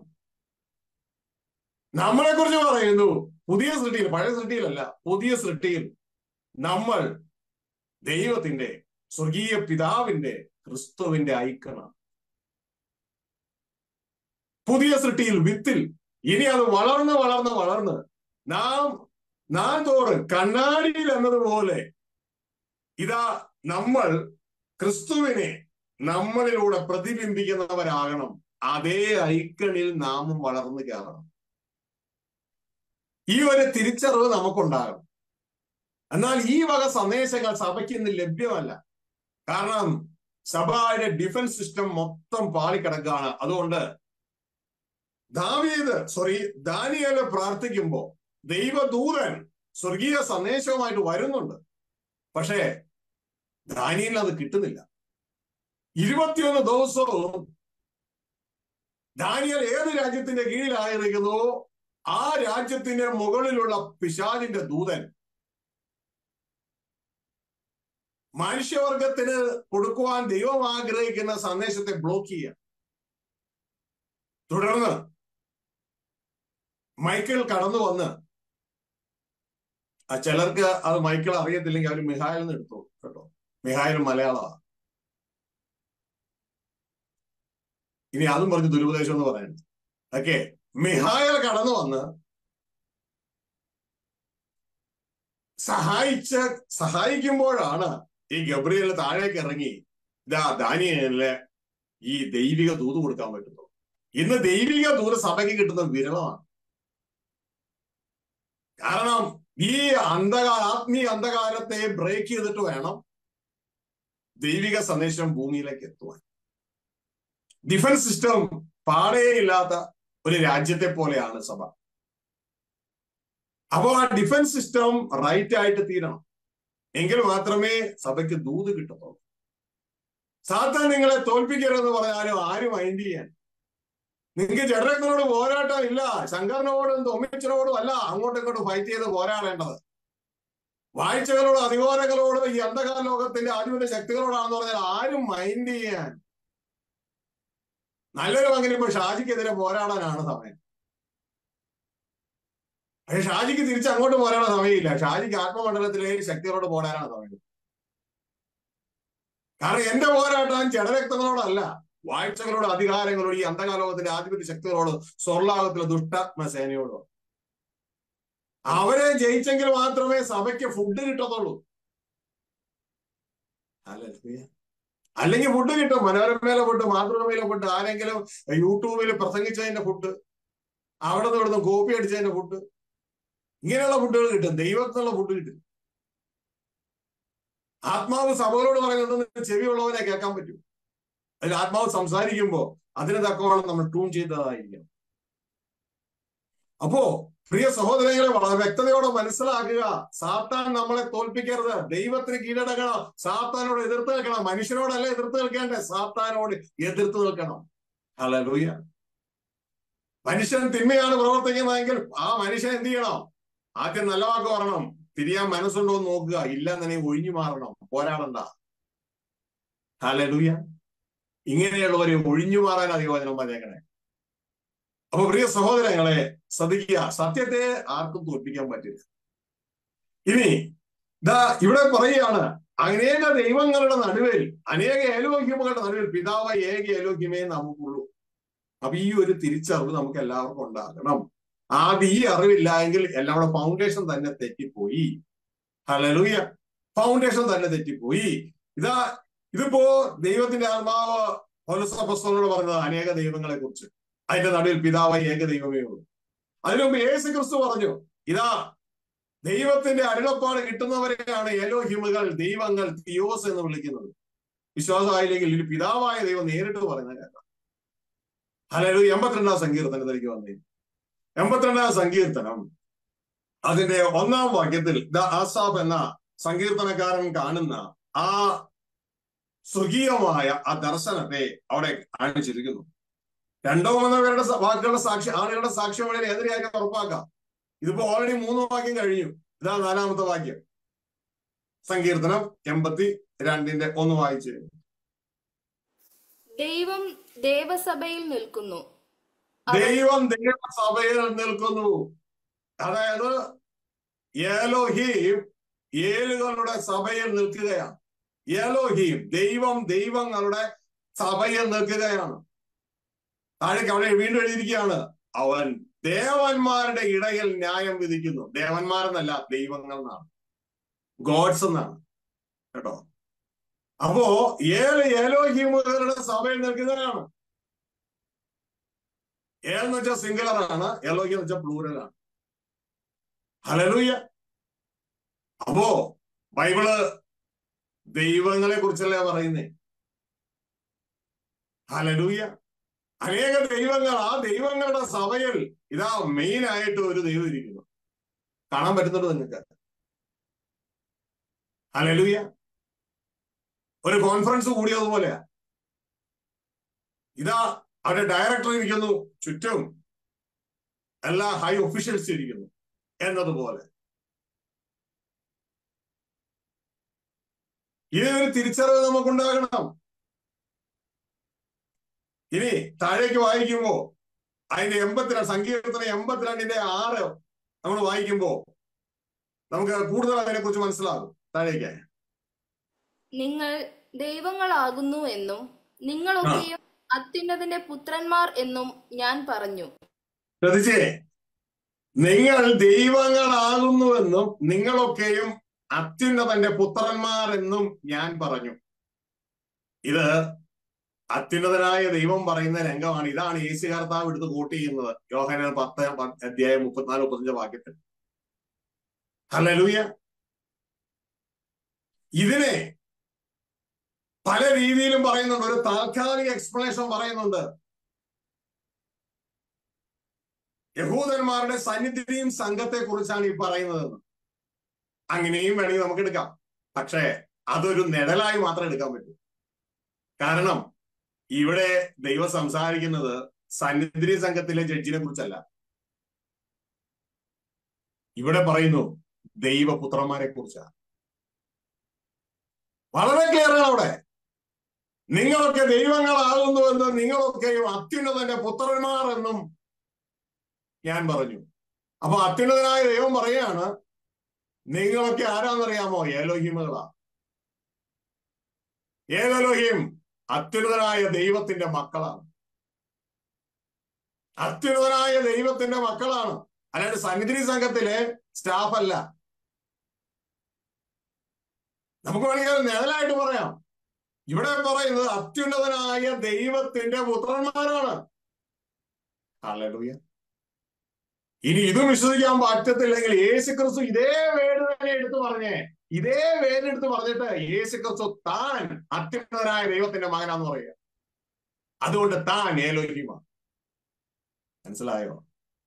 ഇതാണ് യോഹന്നാൻ 10:34-35 വാക്യം. എങ്കിലും നിങ്ങൾക്ക് എന്ത് പറ്റും? അവിടെ എഴുതിയിരിക്കുന്നു, നിങ്ങൾ മനുഷ്യരെ പോലെ മരിച്ചു. ഇതിന്റെ കാരണം നമ്മുടെ സെലക്ഷനിൽ സമയത്തിലല്ല, ആദിയിലല്ല, ആദിക്ക് മുമ്പ് അനാദിയിൽ. സമയത്താണ് നമ്മൾ ജീവിക്കുന്നത്, ആദിയിലാണ് ദൈവം ആകാശം ഭൂമി സൃഷ്ടിച്ചത്. ആദിക്ക് മുമ്പ് അനാദിയിൽ സ്വർഗസ്ഥ പിതാവ് നമ്മളെ തന്റെ പുത്രനായ ക്രിസ്തുവിൽ നമ്മളെ ദൈവത്തിന്റെ മക്കളായി, ക്രിസ്തുവിന്റെ സഹോദരങ്ങളായി, ക്രിസ്തുവിന്റെ കൂട്ടവകാശികളായി നമ്മളെ തെരഞ്ഞെടുത്ത് മുന്നേമിച്ചു. അതുകൊണ്ട് ദൈവത്തിന് അറിയാം നമ്മൾ ആരാണെന്ന്. ഇതുകൊണ്ടാണ് പറയുന്നത്, നിങ്ങളൊക്കെ ദൈവങ്ങളാ, അത്യുന്നതനായ ദൈവത്തിന്റെ മക്കൾ. അല്ല, അത്യുന്നതനായ ദൈവം അല്ല ആരും, അത്യുന്നതനായ ദൈവത്തിന്റെ മക്കൾ. ഇത് ദൈവത്തിന് അറിയാം. എങ്ങനെ അറിയാം? കാരണം ദൈവം അല്ലേ നമ്മളെ മുൻ നിയമിച്ചത്, ദൈവം അല്ലേ നമ്മളെ തെരഞ്ഞെടുത്തത്. എന്നിട്ട് പറയാണ് നമ്മളോട്, ഇതാ നിങ്ങൾ മനുഷ്യരെ പോലെ മരിച്ചു പോകും. സത്യമല്ലേ? എല്ലാം മരിച്ചു പോകല്ലേ? ദൈവപുത്രന്മാർക്ക് മരണമുണ്ടോ? ഇല്ലല്ലോ. ദൈവപുത്രന്മാർക്ക് മരണമില്ല. ഇതേ വേട് തന്നെയാ യേശു എടുത്തിട്ട് പറയണേ. ഇതേ വേട്, ദൈവത്തിന്റെ അരുളപ്പാട് കിട്ടിയവരെ ദൈവങ്ങൾ എന്ന് പറയുന്നുവെങ്കിൽ ഞാൻ ദൈവപുത്രൻ എന്ന് പറഞ്ഞത് കൊണ്ടാണോ നിങ്ങൾ എന്നെ ക്രൂശിക്കാൻ വരുന്നതെന്ന ചോദ്യം. ദൈവപുത്രൻ ദൈവം തന്നെയാ, യേശു ക്രിസ്തു ദൈവം തന്നെയാ. അത്യുന്നതനായ സ്വർഗസ്ഥ പിതാവ് അല്ല, ആ പിതാവിന്റെ മകനാണ്. ഇതുകൊണ്ടാണ് ദൂതൻ വന്ന് പറഞ്ഞത്, അവൻ അത്യുന്നതന്റെ പുത്രൻ എന്ന് വിളിക്കപ്പെടും. ആര്? ക്രിസ്തു. മനസ്സിലായോ? അവൻ അത്യുന്നതന്റെ പുത്രൻ എന്ന് വിളിക്കപ്പെടും, ക്രിസ്തു. അപ്പൊ ക്രിസ്തു ആണ് അത്യുന്നതൻ, ക്രിസ്തുവിന്റെ അപ്പനാണ് അത്യുന്നതൻ. ഇനി ക്രിസ്തുവിനെ കൊണ്ട് അവിടെ കൊണ്ടുവന്നിട്ട് അത്യുന്നതനായ അപ്പനെ ഒഴിവാക്കുന്ന സംഭവത്തോടാണ് ഞാൻ യോജിക്കാറ്. അപ്പനെ ഒഴിവാക്കാനല്ല ക്രിസ്തു ഇവിടെ വന്നത്, അപ്പനെ നമ്മളുമായി ഒന്നാക്കാനാ ക്രിസ്തു വന്നത്. എന്നാൽ എതിർ ക്രിസ്തു അപ്പനെ തന്നെ കൊണ്ട് തന്നെ ഒഴിവാക്കും. അത് നടക്കുന്ന വിഷയമാണ്. ഹല്ലേലൂയ. ഈ പറഞ്ഞു വന്നതിന്റെ അർത്ഥം, ബൈബിൾ ഏക ദൈവത്തെ കുറിച്ച് പറയുന്ന ഒരു പുസ്തകമല്ല. അനേക എലോഹീമുകൾ, അനേക ദൈവങ്ങളുടെ നടുവിൽ പിതാവായ ഏക എലോഹീമേ നമുക്കുള്ളൂ. അതായത് അത്യുന്നതനായ ദൈവം ഒരേ ഒരാളെ ഉള്ളൂ. അപ്പൊ ക്രിസ്തുവോ? അതല്ലേ ദൂതൻ പറഞ്ഞു തന്നെ, അവൻ അത്യുന്നതന്റെ പുത്രൻ എന്ന് വിളിക്കപ്പെടും. ഹല്ലേലൂയ. അത്യുന്നതൻ ആളേ ഉള്ളൂ. അത്യുന്നതൻ ഒരേ ഒരാളേ ഉള്ളൂ. അതാണ് യേശു ക്രിസ്തുവിന്റെ ദൈവം എന്ന് ബൈബിൾ വിശേഷിപ്പിക്കുന്നത്. ഹല്ലേലൂയ. ഇതാണ് പിതാവായ ഏക ദൈവമേ നമുക്കുള്ളൂ എന്ന് യേശു ക്രിസ്തു പറയുന്നേ. ദൈവവചനം യോഹന്നാൻ 17:3 ക്രിസ്തു പറയാണ്, ഏക സത്യദൈവമായി നിന്നെ. അപ്പൊ യേശു ക്രിസ്തുവിന്റെ മനസ്സിൽ അത്യുന്നതനായ ദൈവം ഒരാളെ ഉള്ളൂ. നമ്മുടെ യേശു നുണ പറയോ? നമ്മുടെ യേശു നുണ പറയുന്നില്ല. ഹല്ലേലൂയ. പക്ഷേ നമ്മുടെ ക്രൈസ്റ്റ് നുണ പറയത്തില്ല, പക്ഷെ ആന്റി ക്രൈസ്റ്റ് നുണ പറയും. അവന്റെ ആളുകൾ നുണ പറയും. നമ്മുടെ ക്രൈസ്റ്റ് നുണ പറയത്തില്ല. ദൈവത്തിൽ കൂട്ടിയാർക്കുന്നവർ നുണ പറയും. നമുക്ക് കൂട്ടിയാർക്കാൻ പറ്റത്തില്ല. ലക്ഷ്യത്തിലേക്കുള്ള യാത്ര. എന്റെ പ്രിയ സഹോദരങ്ങളെ, ദൈവം നമ്മളെ വിളിച്ചത് ദൈവത്തിന്റെ മക്കളായി, ക്രിസ്തുവിന്റെ സഹോദരങ്ങളായി, ക്രിസ്തുവിന്റെ കൂട്ടവകാശികളായി ദൈവം നമ്മൾ വിളിച്ചിരിക്കുക. ദൈവം എന്താ ചെയ്യണേ? ദൈവം അനേക പുത്രന്മാരെ തേജസ്സിലേക്ക് നടത്തുക. ഈ ഒരു തിരിച്ചറിവ് നമ്മുടെ ജീവിതത്തിൽ ഉണ്ടാകും. ആ പുത്രന്മാരിൽ ഒരാളാണ് ഞാനും. അതിൽ ഓരോരുത്തരാണ് നിങ്ങൾ ഓരോരുത്തർ. അതുകൊണ്ട് നമ്മളെ ദൈവം നിയമിച്ചാക്കിയത് ക്രിസ്തുവിനെ പോലെ ആയിത്തീരാനാണ്. ഹല്ലേലൂയ. തന്റെ പുത്രൻ അനേക സഹോദരന്മാരിൽ ആദ്യജാതനാകേണ്ടതിന് നമ്മെ ഓരോരുത്തരെയും അവന്റെ സ്വരൂപത്തോട്, ക്രിസ്തുവിന്റെ സ്വരൂപത്തോട് അനുരൂപമാകാൻ മുൻ നിയമിച്ചിരിക്കുന്നു. റോമ 8:29. അപ്പൊ ഈ ഒരു ലക്ഷ്യത്തിലേക്കാണ് നാം പോകേണ്ടത്. റോമ 8:29 വായിച്ചു. അറിഞ്ഞവരെ തന്റെ പുത്രൻ അനേകം സഹോദരന്മാരിൽ ആദ്യജാതനാകേണ്ടതിന് അവന്റെ സ്വരൂപത്തോട് അനുരൂപരാകുവാൻ മുൻ നിയമിച്ചുമിരിക്കുന്നു. അപ്പൊ നമ്മളെ എന്തിനു മുൻ നിയമിച്ചോ അവിടെ ഇവിടെയും തട്ടിക്കേറിയും അടിയിടിയും പ്രശ്നം ഉണ്ടാക്കാതെ ആ ക്രിസ്തുവിനെ പോലെ മുൻ നിയമിച്ചത്. പുതിയ സൃഷ്ടിയില്ല. ക്രിസ്തുവിനെ പോലെ ആയാൽ നമ്മൾ ആരാകും? ആ പൂർണ്ണ വളർച്ചയെത്തിയാൽ നമ്മൾ ആരാകും? നിങ്ങൾ ഞാനായിരിക്കുന്ന ഗൾഫില് ഈ ഷെയ്ഖ് സൈദ് ബിൽഡിംഗ് പ്രോഗ്രാം എന്ന് പറഞ്ഞൊരു പ്രോഗ്രാം. നമ്മുടെ ഇവിടെ ലക്ഷം വീട് കോളനി പോലെ ഇവിടെ കൊച്ചു കൊച്ചു വീടുണ്ടാക്കും. അവിടെ 2 നിലം മാൻഷൻസ് ഉണ്ടാക്കും. ആദ്യം ഒരു വീടുണ്ടാക്കും, എല്ലാ സൗകര്യങ്ങളും കൂടി ചേർന്ന്. എന്നിട്ട് ആ വീട് പ്രകാരം കോൺട്രാക്ടർമാരെ വിളിച്ച് കാണിക്കും. ഈ വീട് പ്രകാരം ഒരു 500 വീട്, 1000 വീടുണ്ടാകും ഓരോരുത്തർക്കും. ഇതേപോലെ തന്നെ അങ്ങനെ അവർ പണിയാൻ തുടങ്ങുമ്പോ ആ രൂപം മാത്രമേ ഉള്ളൂ, ആ സ്കെച്ച് മാത്രമേ ഉള്ളൂ. പണി തീരുമ്പോ ആദ്യത്തെ വീട് പോലെ ഇരിക്കും മറ്റേ വീട്.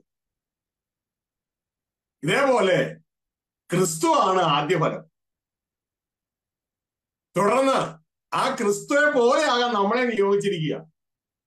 അങ്ങനെ ദൈവത്തിന്റെ പരിശുദ്ധാത്മാവാൽ നമ്മൾ പണി തുടങ്ങിയിരിക്കുക. പണി പൂർത്തിയായാൽ നമ്മൾ ക്രിസ്തുവെ പോലെയാവും. ചിലര് 30% പൂർത്തിയാക്കും, ചിലര് 60% പൂർത്തിയാക്കും, ചിലര് 100% പൂർത്തിയാക്കും. 100% പൂർത്തിയാക്കിയ ക്രിസ്തുവെ പോലെയാണ്. ഹല്ലേലൂയ. ഓരോ നിമിഷവും അതിലേക്ക് നമ്മൾ യാത്രയാണ്. തേജസ്സിൽ നിന്ന് തേജസ്സിലേക്ക്, നാൾതോറും ആ ക്രിസ്തുവിന്റെ പൂർണ്ണതയിലേക്ക് നമ്മൾ യാത്രയാണ്. അത് വചനം നമുക്ക് അറിഞ്ഞെങ്കിലല്ലേ ആ ക്രിസ്തുവിന്റെ പൂർണ്ണതയിലേക്ക് നമ്മൾ യാത്രയാണ്. 2 Corinthians 3-ാം അധ്യായം. ഓ ഫാദർ വി താങ്ക് യു. അതിന്റെ 17-18 വാക്യം.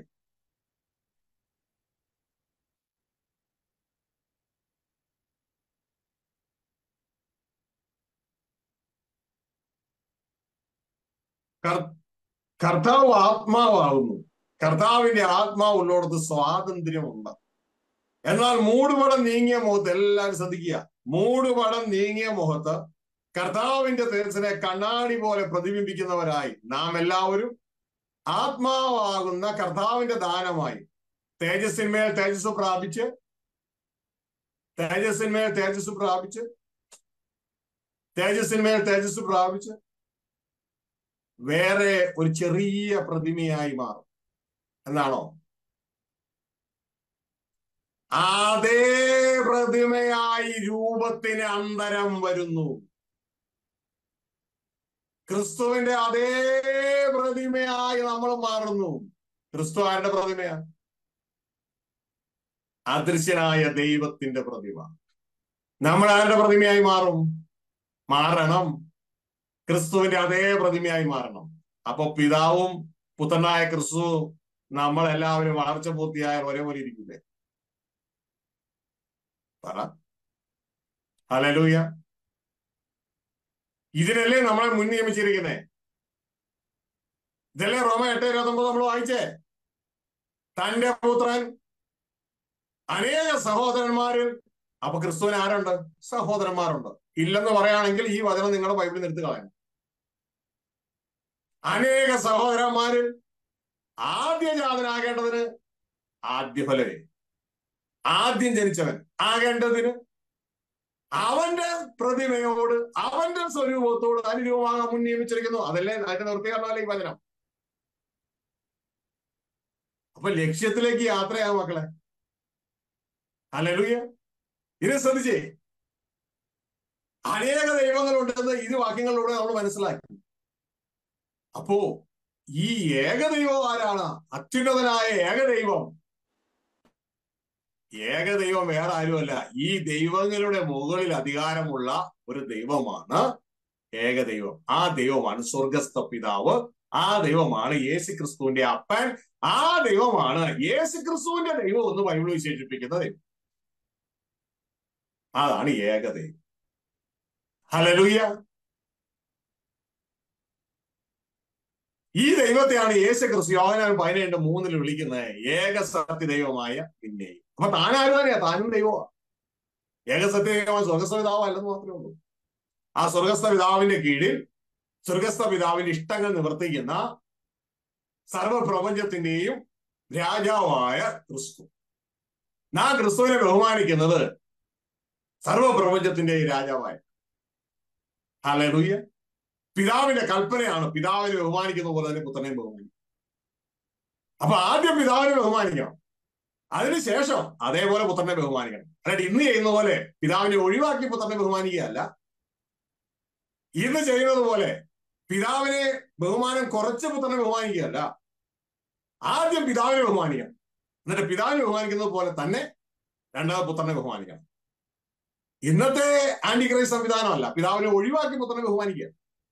ആദ്യം പിതാവിനെ ബഹുമാനിക്കണം. പൂർണ്ണ ആത്മാവോടും പൂർണ്ണ ശക്തിയോടും പൂർണ്ണ മനസ്സോടും കൂടെ നിന്റെ സൃഷ്ടാവായ ദൈവത്തെ നീ ആരാധിക്കും.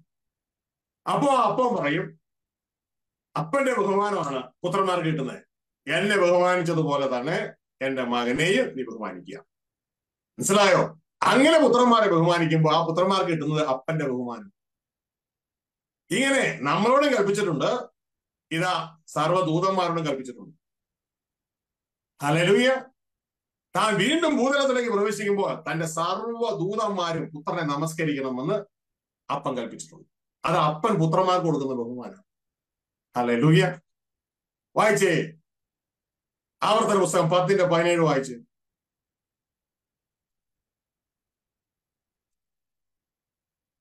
ഈ ദൈവങ്ങളുടെ മുകളിൽ ദൈവത്തെ നമുക്ക് അവിടെ കാണുവാൻ കഴിയും.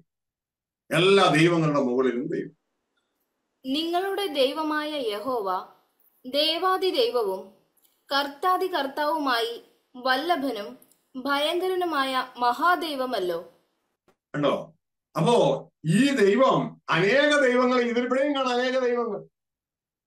ദൈവങ്ങളുടെ മുകളിലുള്ള ദൈവമായി ഇതാ യഹോവയെ നമുക്കിവിടെ കാണാൻ കഴിയും.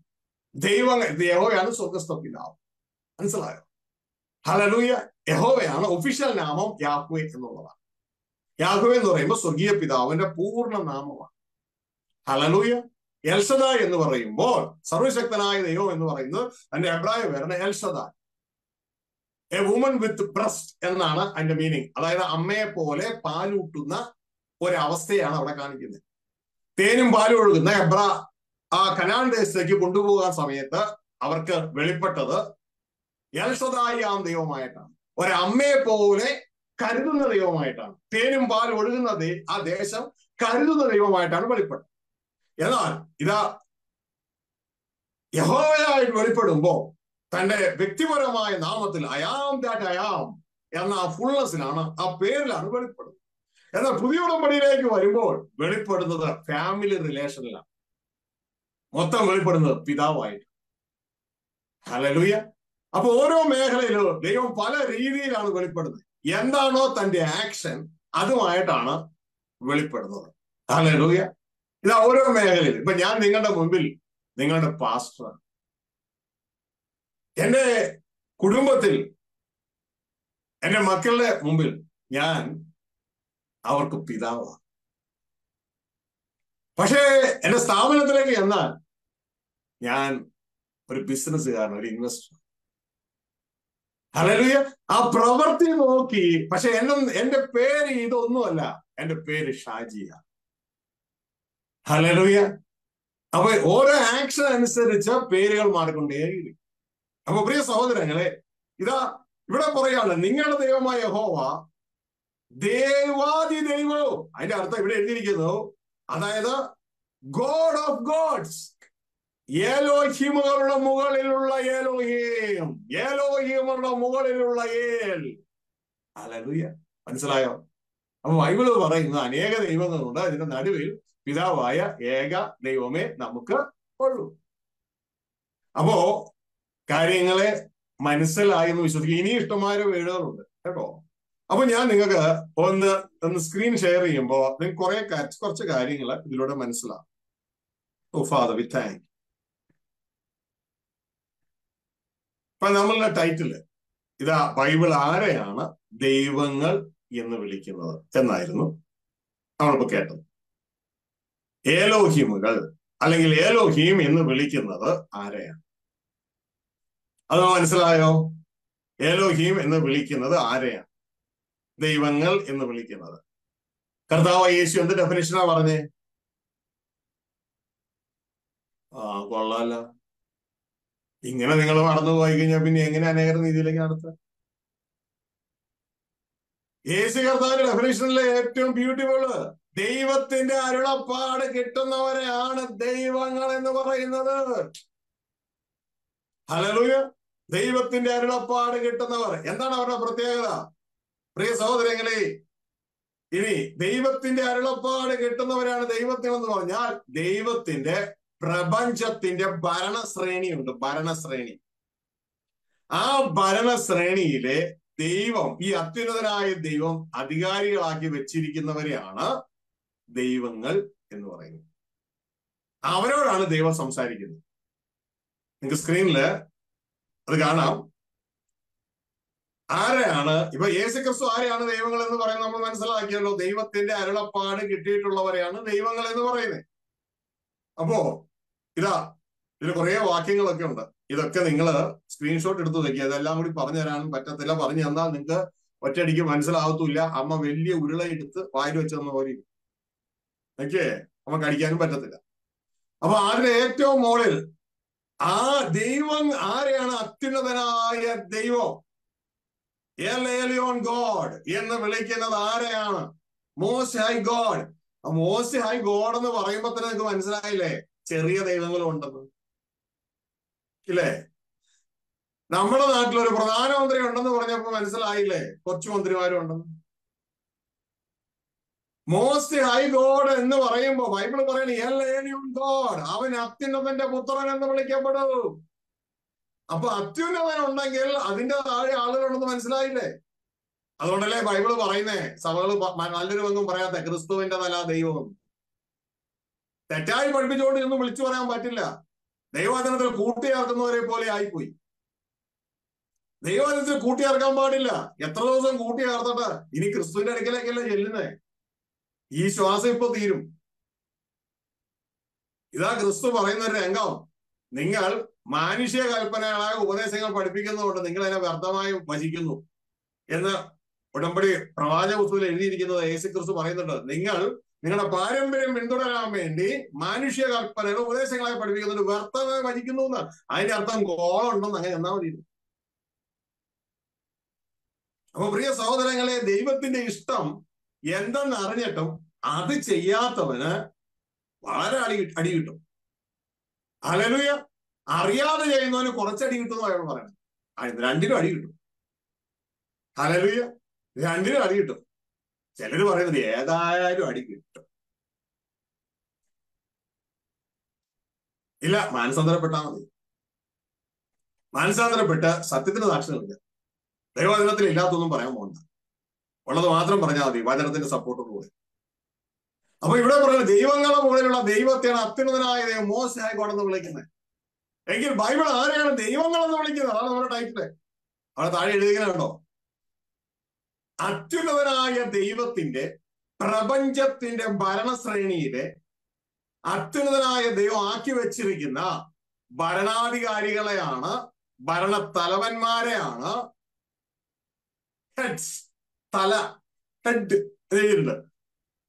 ഭരണത്തലവന്മാരെയാണ് ദൈവങ്ങൾ അഥവാ കർത്താക്കന്മാർ എന്ന് വിളിക്കുന്നത്.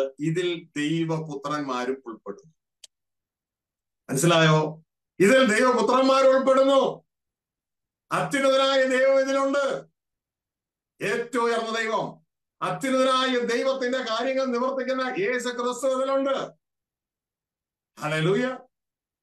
ദൈവത്തിന്റെ ദൂതന്മാർ ഇതിലുണ്ട്.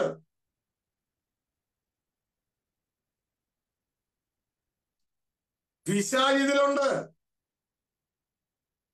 പല മനുഷ്യരും ഇതിലുണ്ട്. ദൈവം ആരെയൊക്കെയാണ് ഇത് ഏൽപ്പിച്ചിരിക്കുന്നത് അവരെല്ലാം ഇതിലുണ്ട്. ഹല്ലേലൂയ. ഹെഡ്സ് എന്നാ വിളിക്കുന്നത്, ഹെഡുകൾ. ഇതിന്റെ എല്ലാം മുകളിൽ ഉള്ള ദൈവത്തെയാണ് അത്യുന്നതനായ ദൈവം എന്ന് വിളിക്കുന്നത്. ഹല്ലേലൂയ. ഇതിന്റെ എല്ലാം മുകളിലുള്ള ദൈവത്തെയാണ് അത്യുന്നതനായ ദൈവം എന്ന് വിളിക്കുന്നത്.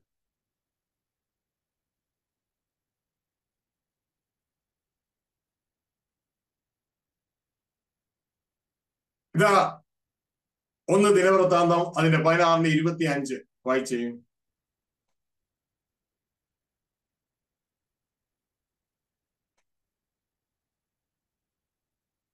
യഹോവ വലിയവനും അത്യന്തം സ്തുത്യനും സർവദേവന്മാരിലും അതിഭയങ്കരനുമല്ലോ.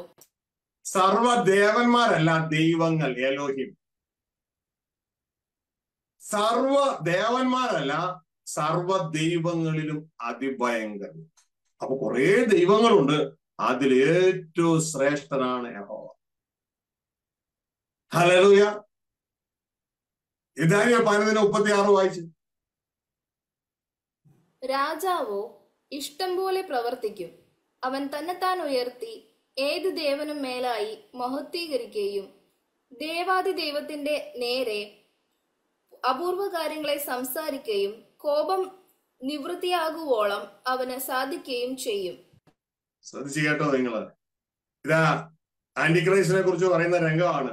ദൈവങ്ങളുടെ മുകളിൽ ദൈവമായവന്റെ നേരെ, അതാണ് യാഹ്വേ, യാഹ്വയ്ക്കെതിരെ, സ്വർഗസ്ഥ പിതാവിനെതിരെ ആന്റിക്രൈസ്റ്റ് സംസാരിക്കുന്നു.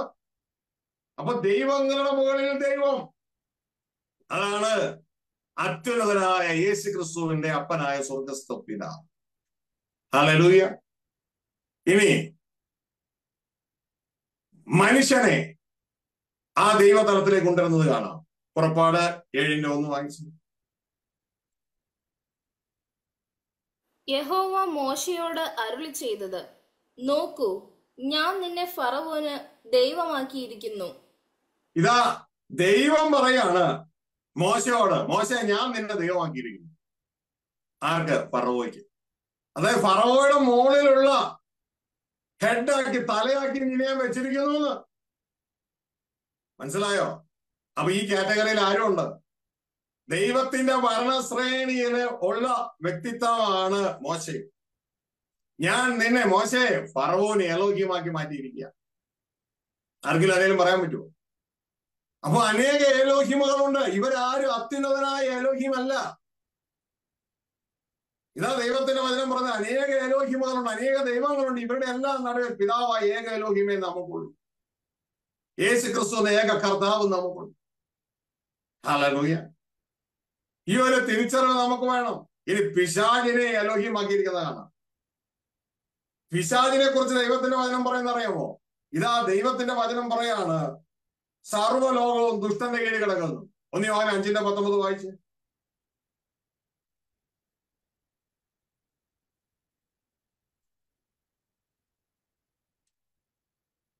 നാം ദൈവത്തിൽ നിന്നുള്ളവർ എന്ന് നാം അറിയുന്നു, സർവ്വലോകവും ദുഷ്ടന്റെ അധീനതയിൽ കിടക്കുന്നു. അപ്പൊ സർവ്വലോകവും ദുഷ്ടന്റെ അധീനതയിൽ, പിശാചിന്റെ അധീനതയിൽ കിടക്കുകയാണ് സർവ്വലോകവും. സർവ്വലോകവും പിശാചിന്റെ അധീനതയിൽ കിടക്കുന്നു. അപ്പൊ ലോകത്തിന്റെ ഹെഡ് ആരാ? സാത്താൻ, അല്ലേ? ഇനി സാത്താനെ വിളിക്കാൻ എന്നറിയാം ബൈബിള്, ഈ ലോകത്തിന്റെ ദൈവം, ഈ ലോകത്തിന്റെ എലോഹീം. അപ്പൊ ഹെഡുകളെ വിളിക്കുന്ന പേരാണ് എലോഹീം. മനസ്സിലാവുന്നുണ്ടോ? ഹല്ലേലൂയ. ഹെഡുകളെ വിളിക്കുന്ന പേര് 2 Corinthians 4:4 വായിച്ചു.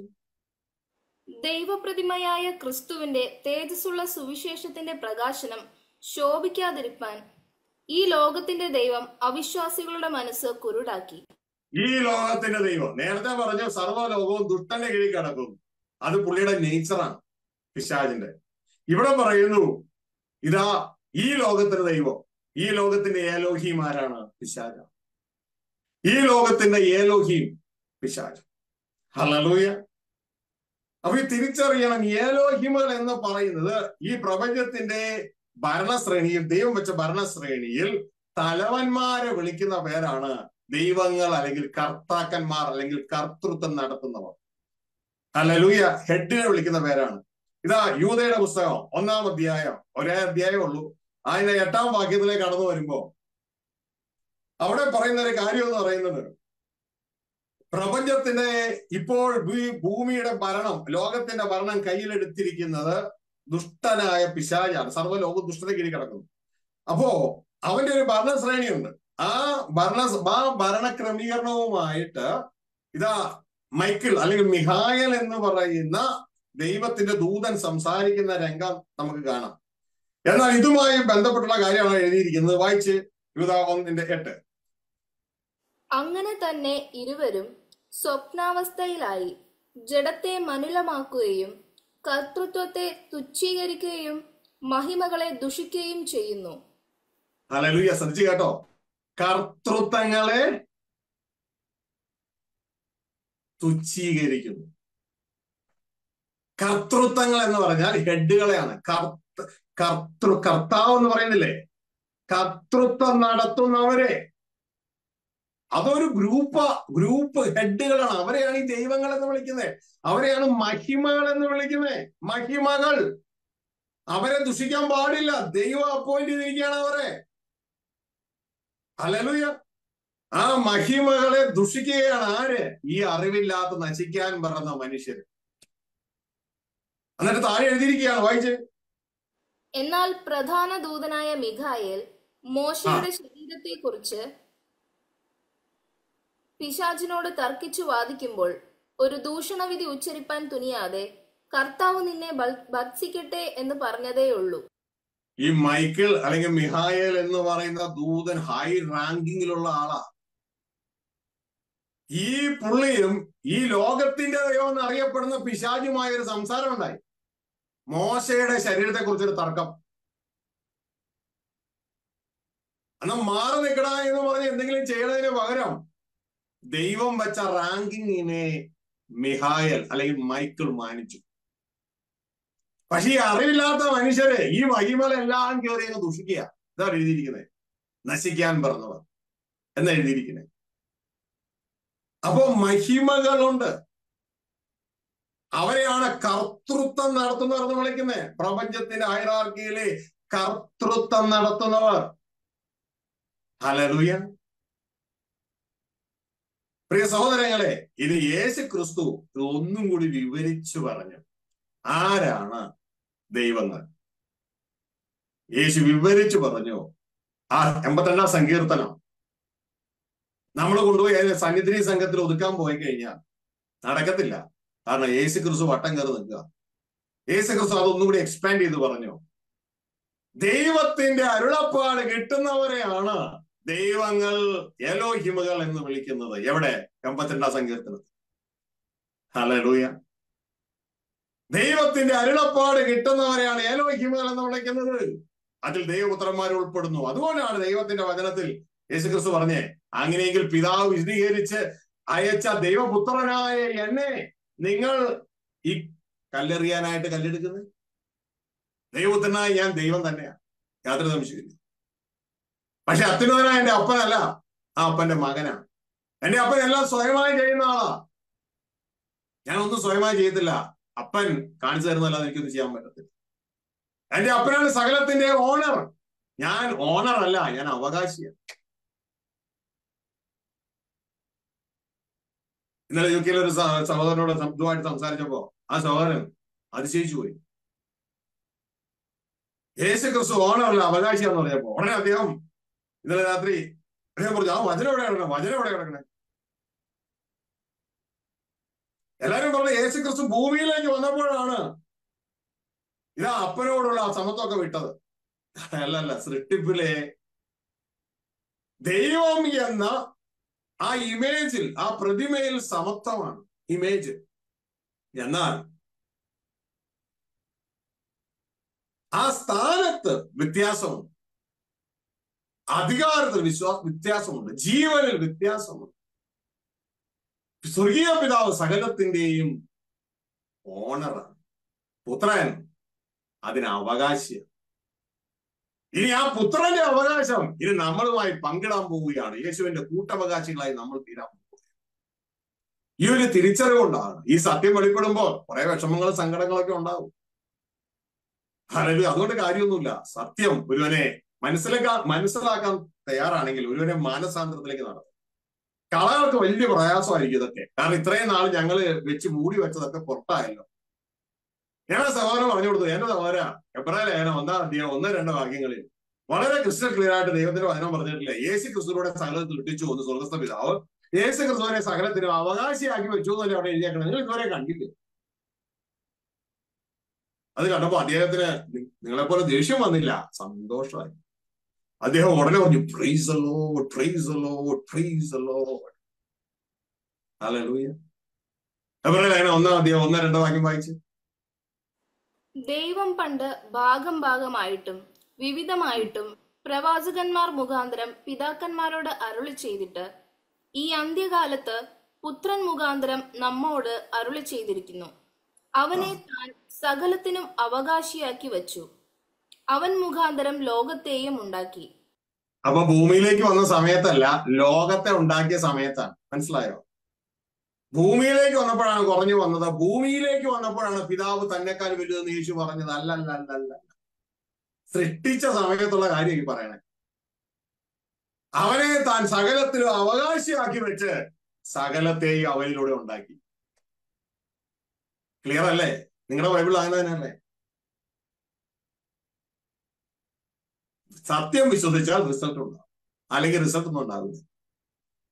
ഇനി സകലത്തിന്റെ ഓണർ ആരാന്നറിയണോ? വായിച്ചേ, ഡിട്രോണമി 10:14 വായിച്ചു. അതായത് ആവർത്തനം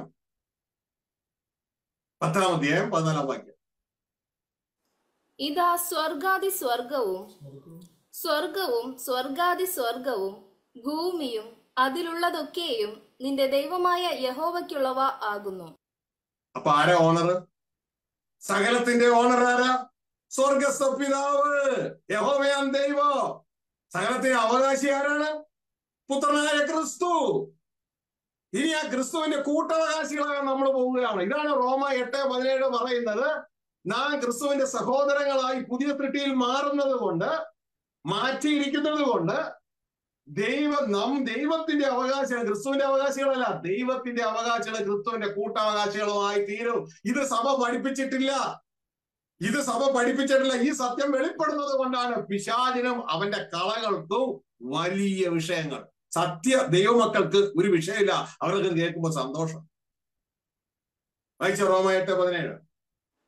നാം മക്കളെങ്കിലോ അവകാശികളുമാകുന്നു, ദൈവത്തിന്റെ അവകാശികളും ക്രിസ്തുവിന് കൂട്ടവകാശികളും തന്നെ. ഹല്ലേലൂയ. ക്ലിയർ അല്ലേ? നാം മക്കളെങ്കിൽ, ആരുടെ മക്കൾ? കാൺമീൻ എത്ര വലിയ സ്നേഹം പിതാവ് നമുക്ക് നൽകിയിരിക്കുന്നു. നാം ദൈവമക്കൾ എന്ന് വിളിക്കപ്പെടുവാൻ നാം അങ്ങനെയാണ് താനും. 1 യോഹന്നാൻ 3:1-2 വാക്യങ്ങളായി പറഞ്ഞേ. ഹല്ലേലൂയ. നാം അങ്ങനെയാണ് താനും. ആർക്കും സംശയമുണ്ടെങ്കിൽ ദൈവവചനം പറയുന്നത് നാം അങ്ങനെയാണ് താനും. പക്ഷെ നാം എന്തായി തീരുമെന്ന് വെളിപ്പെട്ടിട്ടില്ല. അതിലേക്ക് എത്തിച്ചേരുമോ, ജയിക്കുമോ ഇല്ലയോ എന്ന് യാതൊരു ഐഡിയ ഇല്ല. ജയിച്ചാൽ ഇത് അവകാശമാക്കും. ഞാൻ അവന് ദൈവവും, അവൻ എനിക്ക് മകനുമായി. ഹല്ലേലൂയ. അപ്പൊ പ്രിയ സഹോദരങ്ങളെ, ഇതിലേക്ക് സ്വർഗത്തിലെ ദൈവം നമ്മളെ വിളിച്ചിരിക്കുക. അപ്പൊ ഇത് മറന്നു പോകരുത്. ഈ മഹാസ്നേഹത്തിലേക്ക് നമ്മൾ വിളിച്ചിരിക്കുക. എങ്ങനെ? ഇതാണ് യോഹന്നാൻ 1:12 പറയുന്നത്. യേശു ക്രിസ്തുവിനെ കൈക്കൊണ്ട് അവന്റെ നാമത്തിൽ വിശ്വസിക്കുന്ന ഏവർക്കും ദൈവ മക്കളാകുവാൻ ദൈവാധികാരം കൊടുത്തു. ഹല്ലേലൂയ. ദൈവ മക്കളായി തീരുവാൻ സ്വർഗത്തിലെ ദൈവം അധികാരം കൊടുത്തു. അപ്പോ മനുഷ്യ മക്കൾക്ക് ദൈവമക്കളായി തീരുവാൻ സ്വർഗത്തിലെ ദൈവം അധികാരം കൊടുത്തിരിക്കുക. ഇത് കേട്ട് ഇതൊരു തഴമ്പായി തീർന്നുകൊണ്ട് അത് കാര്യമില്ല. ഒരു മാറ്റം സംഭവിക്കണം. ദൈവമക്കൾ എന്ന് പറയുന്നത് റോമ 8:14 യേശു പറഞ്ഞില്ലേ, ദൈവത്തിന്റെ അരുളപ്പാട് കിട്ടുന്നവരെയാ ദൈവത്തിന്റെ മക്കൾ എന്ന് പറയുന്നേ. എന്റെ മോനെ നിനക്ക് ദൈവത്തിന്റെ അരുളപ്പാട് കിട്ടുന്നുണ്ടോ? അതോ ഇപ്പോഴും ബൈബിൾ വായിച്ചുകൊണ്ടിരിക്കുകയാണോ? ഭക്തനായിരിക്കുന്ന വ്യക്തി ബൈബിൾ വായിക്കണം. എന്നാൽ ബൈബിളിന്റെ 4-ാം നിലയിലേക്ക് നാം കയറണം. 4-ാം നിലയിലേക്ക് പലപ്പോഴും നമ്മൾ പറഞ്ഞിട്ടുണ്ട് ആ നിലകളുടെ കാര്യം. 4 ടൈപ്പ് ലെറ്റേഴ്സ് ആണ് ബൈബിളിലുള്ള. ആദ്യത്തെ ടൈപ്പ് ലെറ്റേഴ്സ് ഉൽപ്പത്തി 1-2-3 സീഡ് പ്ലോട്ട്. ദൈവം എന്ത് ചെയ്യുന്നു, ദൈവത്തിന്റെ പ്ലാൻ എന്ത് എന്ന് ദൈവം അറിയിക്കുന്നു. എന്നാൽ 3-ാം അധ്യായത്തിൽ മനുഷ്യൻ വീണുപോയ നാൾ മുതൽ ഇനി അവനെ രക്ഷിക്കാനുള്ള ലെറ്റേഴ്സ്. രക്ഷകൻ വരുന്നു എന്ന് പറയുന്നു. രക്ഷകൻ വരുന്നതുവരെ ന്യായപ്രമാണത്തിനോട് സൂക്ഷിക്കുന്നു. പ്രവാചകന്മാരിനോട് അവന് പ്രത്യാശ കൊടുക്കുന്നു. അതാണ് പറഞ്ഞത്. ന്യായപ്രമാണത്തിന്റെ പ്രവാചകന്മാരുടെയും കാലം യോഹന്നാൻ വരെയാണ്. അന്ന് മുതൽ ക്രിസ്തു വന്നു. ഇനി ക്രിസ്തു വന്നാൽ പിന്നെ അടുത്ത ലെറ്ററാണ്. ഇവനെ ജയിലിൽ നിന്ന് വിടുവിക്കാനുള്ള രക്ഷകനാണ് വന്നേക്കണേ. ഇതാണ് 4 സുവിശേഷങ്ങൾ. ആ 4 സുവിശേഷങ്ങളിലേക്ക് അതിലൂടെ കയറുമ്പോൾ അവിടെ പറയുന്ന മുഴുവൻ രക്ഷകൻ വന്നിട്ട് ഇവരെ രക്ഷിച്ച് ഈ ലോകത്തിൽ നിന്ന് മറ്റൊരു ലോകത്തിലേക്ക് കൊണ്ടുപോവുകയാണ്, ഇവരുടെ ഒറിജിനൽ പൊസിഷനായ ദൈവമക്കളുടെ സ്ഥാനത്തേക്ക്. അതുകൊണ്ടാണ് പറയുന്നത് യേശുവിനെ കൈക്കൊണ്ട് യേശുവിന്റെ നാമത്തിൽ വിശ്വസിക്കുന്ന ഏവർക്കും ഇവിടെ നിന്ന് പോകാനുള്ള അധികാരം കിട്ടിയിരിക്കുക. ദൈവമക്കളാകുവാനുള്ള അധികാരം കിട്ടിയിരിക്കുക. ഞാൻ നിങ്ങളെ ലോകക്കാരായിരിക്കാതെ ലോകത്തിൽ നിന്ന് ഞാൻ നിങ്ങളെ വിടുവിച്ചു. ഇനി പോകണ്ടേ ലോകത്തുനിന്ന്? അത് ഇവിടെ നിന്ന് പാട്ട് പാടിയിരുന്നാ മതിയോ? പാട്ടുപാടി അങ്ങനെ ഈ ഈജിപ്തിൽ നിന്ന് മോശ മുഖാന്തരം വിടുവിച്ചിട്ട് നല്ലൊരു പങ്കിനും അവിടുന്ന് പോരാൻ താല്പര്യമില്ലായിരുന്നു. അവരുടെ ചിന്തയില് ഫറവോ പറഞ്ഞതുപോലെ അവിടെ വട്ടം കൂടി ഇരുന്നുണ്ട്. ഫറവോയുടെ പരിപ്പും കലത്തിലും ഇറച്ചിക്കലത്തിലും ഉരുളക്കിഴങ്ങിനും ചുറ്റും കൂടി ഇരുന്നുണ്ട് കൈയടിച്ച് കിട്ടി കിട്ടി കിട്ടി കിട്ടി കിട്ടി കിട്ടി എന്ന് പറഞ്ഞിരിക്കാനായിരുന്നു അവർക്ക് താല്പര്യം. പക്ഷെ നമുക്ക് പോകണ്ടേ ലോകത്തുനിന്ന്. ഞാൻ നിങ്ങളെ ലോകത്തുനിന്ന് വിടുവിച്ചു. അതിന്റെ നിഴലാണ് പഴയ ഉടമ്പടിയിൽ ഈജിപ്തിൽ നിന്ന് വിടുവിച്ചു. പിന്നെ യാത്രയാണ്, ഇവിടുന്ന് പോകുകയാണ്. പിന്നെ ഹല്ലേലൂയ. ലോകത്തിൽ നിന്ന്, മരണമുള്ള മനുഷ്യ മക്കളുടെ നിന്ന് നമ്മളുടെ ഒറിജിനൽ പൊസിഷനായ ലോക ആരംഭത്തിന് മുമ്പ് തന്നെ ക്രിസ്തുവിൽ ദൈവത്തിന്റെ പുത്രന്മാരായി നമ്മളെ തെരഞ്ഞെടുത്തു, ക്രിസ്തുവിന്റെ സഹോദരങ്ങളായി മുൻനിയമിച്ചു, കൂട്ടവകാശികളാക്കി തീർത്ത് ആ ഒരു മണ്ഡലത്തിലേക്ക്, വീട്ടിലേക്ക് പോകണ്ടേ? ധൂർത്തപുത്രം മടങ്ങി വീട്ടിലേക്ക് വന്നതുപോലെ. അല്ലാതെ പന്നിക്കൂട്ടൽ ഡിനോമിനേഷൻ സഭകൾ സ്ഥാപിച്ച് അവിടെ നിന്ന് അടി നടത്തിയാൽ മതിയോ? വാളവരെ കൂടുതൽ വാളവരെ കിട്ടുന്നു പ്രാർത്ഥിച്ചാൽ മതിയോ? പകരം യേശുവിനെ അനുഗമിച്ച് നമുക്ക് വീട്ടിലേക്ക് പോകാം. ആത്മാവോട് ആരംഭിച്ച് വീണ്ടും ജഡത്തിൽ അത് സമാപിക്കരുത്. സ്വർഗീയ പിതാവിന്റെ വീട്ടിലേക്കുള്ള യാത്ര ആരംഭിച്ചിട്ട് വീണ്ടും പന്നിക്കൂട്ടി പോയി അവസാനിക്കരുത്. ഹല്ലേലൂയ. അപ്പൊ ഇവിടെ നിന്ന് രക്ഷപ്പെട്ടു പോകണം. ഹല്ലേലൂയ.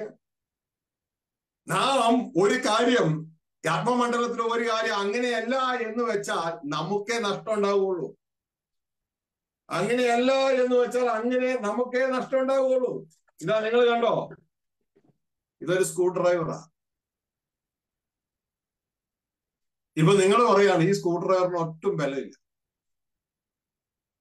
അപ്പൊ ഞാൻ പറയാം ഭയങ്കര ബലമാ. അങ്ങനെ നിങ്ങളും ഞാനുമായിട്ട് അടിയുണ്ടായി. അങ്ങനെ നമ്മൾ ഭയങ്കര അടി നടന്ന് അവസാനം നമ്മൾ ആര് ജയിച്ചാലും സ്ക്രൂ ഡ്രൈവർ വല്ല മാറ്റം ഉണ്ടാവും? സ്ക്രൂ ഡ്രൈവർ ബലം കൂടുവോ?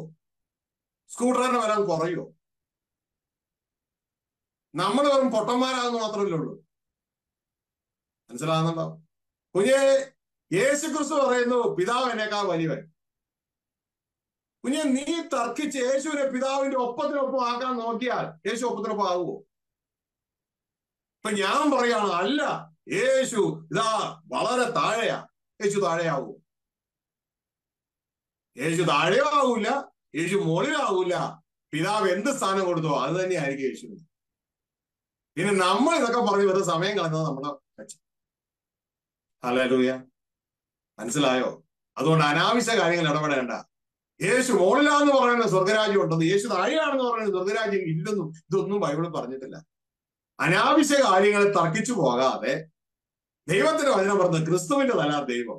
ക്രിസ്തു പറയുന്നു പിതാവ് എന്നേക്കാൾ വലിയവൻ. ഹല്ലേലൂയ. ഇനിയിപ്പോ അതിൽ നിങ്ങൾക്ക് വല്ല വ്യത്യാസം ഉണ്ടെങ്കിൽ നമുക്കൊരു കാര്യം ചെയ്യാം. നമുക്ക് കല്യാണം കഴിഞ്ഞ് ജയിച്ച് അവിടെ ചെല്ലുമ്പോൾ ചോദിച്ചു നോക്കാം എന്താണ് സംഭവം. അത് ചോദിക്കൊന്നും വേണ്ട, അന്ന് നമ്മൾ അറിയപ്പെട്ടതുപോലെ അറിയും. നമ്മളോട് ഇന്ന് പറഞ്ഞത് യേശുവിനെ ദൈവപുത്രൻ സ്വീകരിച്ചാൽ നിന്നിൽ ദൈവം വസിക്കുന്നു, നീ ദൈവത്തിൽ വസിക്കുന്നു. ഹല്ലേലൂയ. 1 യോഹന്നാൻ 4:15. അപ്പോ നമ്മൾ ആ ബൈബിള് പറഞ്ഞത് ചെയ്യാം. ബൈബിള് പറയുന്നതിന്റെ അപ്പുറം മനുഷ്യർ പറഞ്ഞ ടീച്ചിങ്ങിനെ സ്ഥാപിക്കാൻ വേണ്ടി നമ്മൾ നമ്മുടെ സമയം കളഞ്ഞ് വെറുതെ നമുക്ക് തന്നെ നാം പാരയായി തീരരുത്, നാം നമ്മെ വഞ്ചിക്കരുത്. അപ്പൊ പ്രിയ സഹോദരങ്ങളെ, ഇതാ രണ്ടാമത്തെ പാർട്ട് പറയാനുള്ള ടൈം ഇപ്പൊ ഇല്ല. അപ്പൊ ഒന്നാമത്തെ പാർട്ട് നമ്മൾ പറഞ്ഞോളൂ. ബൈബിൾ ആരെയാണ് ദൈവങ്ങൾ എന്ന് പറയുന്നത്? നിങ്ങൾക്ക് മനസ്സിലായോ?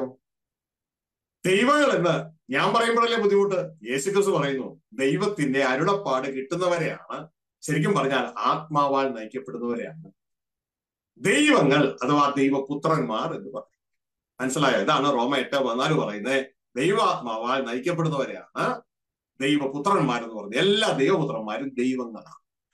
കാരണം നിങ്ങളുടെ മക്കൾ ആരെങ്കിലും കോഴിക്കുഞ്ഞായിട്ടുണ്ടോ? ഇല്ല. നിങ്ങളുടെ മക്കളെല്ലാവരും മനുഷ്യരാണ്, അല്ലെ? ഇതേപോലെ ദൈവത്തിന്റെ മക്കളെല്ലാവരും ദൈവങ്ങളാണ്. പക്ഷെ ആരും അത്യുന്നതനായ ദൈവമല്ല, ദൈവത്തിന്റെ പുത്രന്മാർ. ഇതാണ് ദൈവം പറയുന്നത്. നിങ്ങളെല്ലാം ഏലോഹിമുകളാണ്. ഞാൻ പറഞ്ഞില്ല, ദൈവം തന്നെ പറയണേ, നിങ്ങളെല്ലാം ഏലോഹിമുകളാണ്. എന്നിട്ട് പറയാണ് അത്യുന്നതന്റെ പുത്രന്മാരാണ്. ഇതാണ് യേശു പറയുന്നത്. തിരുവെഴുത്തിന് മാറ്റം വന്നുകൂടാനല്ലോ. അപ്പൊ നമ്മൾ ബലം പിടിച്ചതിനെ മാറ്റാൻ ശ്രമിച്ചാൽ നമുക്ക് എന്നാ പറ്റും? ദൈവം നമ്മളെ എടുത്തങ്ങ് മാറ്റും. ദൈവം മാറില്ല. ഹല്ലേലൂയ. ദൈവത്തെ കുറിച്ച് പറയുന്നു യഹോവയാ ഞാൻ മാറാത്തവൻ. മലാക്കി പുസ്തകത്തിൽ കാണാം. യേശു ക്രിസ്തുവിനെ കുറിച്ച് പറയുന്നു, യേശു ക്രിസ്തു ഇന്നലെയും ഇന്നും നാളെയും അനന്യൻ തന്നെ. നമ്മളും അങ്ങനെ തന്നെ ആയിരിക്കണം. സത്യം ചെയ്തിട്ട് ഛേദം വന്നാലും മാറും. ദൈവമക്കളുടെ പ്രത്യേകതയാ. അവരവരുടെ അപ്പനെ പോലെ അവര് മാറ്റം വരുന്നത്. ഹല്ലേലൂയ.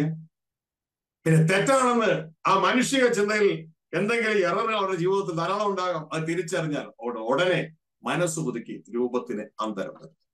അപ്പോ ഇന്ന് ദൈവം നമുക്ക് പറഞ്ഞു തന്ന ചിന്ത, ബൈബിൾ ആരെയാണ് ദൈവങ്ങൾ, എലോഹിമുകൾ, ഗോഡ്സ് എന്ന് വിളിക്കുന്നത്? കാര്യം വ്യക്തമായി ഞാൻ ചിന്തിക്കുന്നു. ഇനി നമ്മൾ അവിടെ കിടന്നുകൊണ്ട് സ്ട്രഗിൾ ചെയ്യരുത്. ഒരു ദൈവമല്ലേ അല്ല, അനേക ദൈവങ്ങൾ. അവരുടെ നടുവിൽ പിതാവായ ഏക ദൈവമേ ഉള്ളൂ എന്നാണ് വിശുദ്ധ ബൈബിൾ നമ്മളെ പഠിപ്പിക്കുന്നത്. അതുകൊണ്ടാണ് ദൈവത്തിന് വചനം പറഞ്ഞത്, ദൈവങ്ങളുടെ മുകളിൽ ഒരു ദൈവമുണ്ട്. ആ ദൈവത്തെയാണ് അത്യുന്നതനായ എലേലിയോൺ ഗോഡ് എന്ന് വിളിക്കുന്നത്.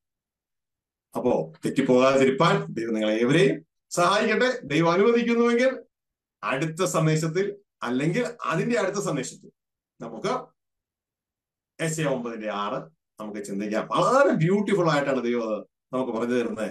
ഹല്ലേലൂയ. നമ്മളെല്ലാം ആ ഗോഡ്സ് കാറ്റഗറിയിൽ ദൈവത്തിന്റെ മക്കളായി ക്രിസ്തുവിൽ ദൈവഭവനത്തിലേക്ക് ദൈവം ക്ഷണിച്ചിരിക്കുകയാണ്. നന്ദി നിറഞ്ഞ ഹൃദയത്തോടെ നമുക്ക് ഈ സന്ദേശം സ്വീകരിച്ച്, ഞാൻ ഈ പറയുന്നതെല്ലാം വിശ്വസിക്കേണ്ട, നിങ്ങളുടെ ബൈബിൾ വിശ്വസിച്ചോണം. അത് അങ്ങനെ തന്നെയോ എന്ന് ബലവരുള്ളവരെ പോലെ നോക്കി നമുക്ക് പഠിക്കണം. ഇതിന്റെ താഴെ വളരെ വിപരീത കമന്റുകളൊക്കെ വരും.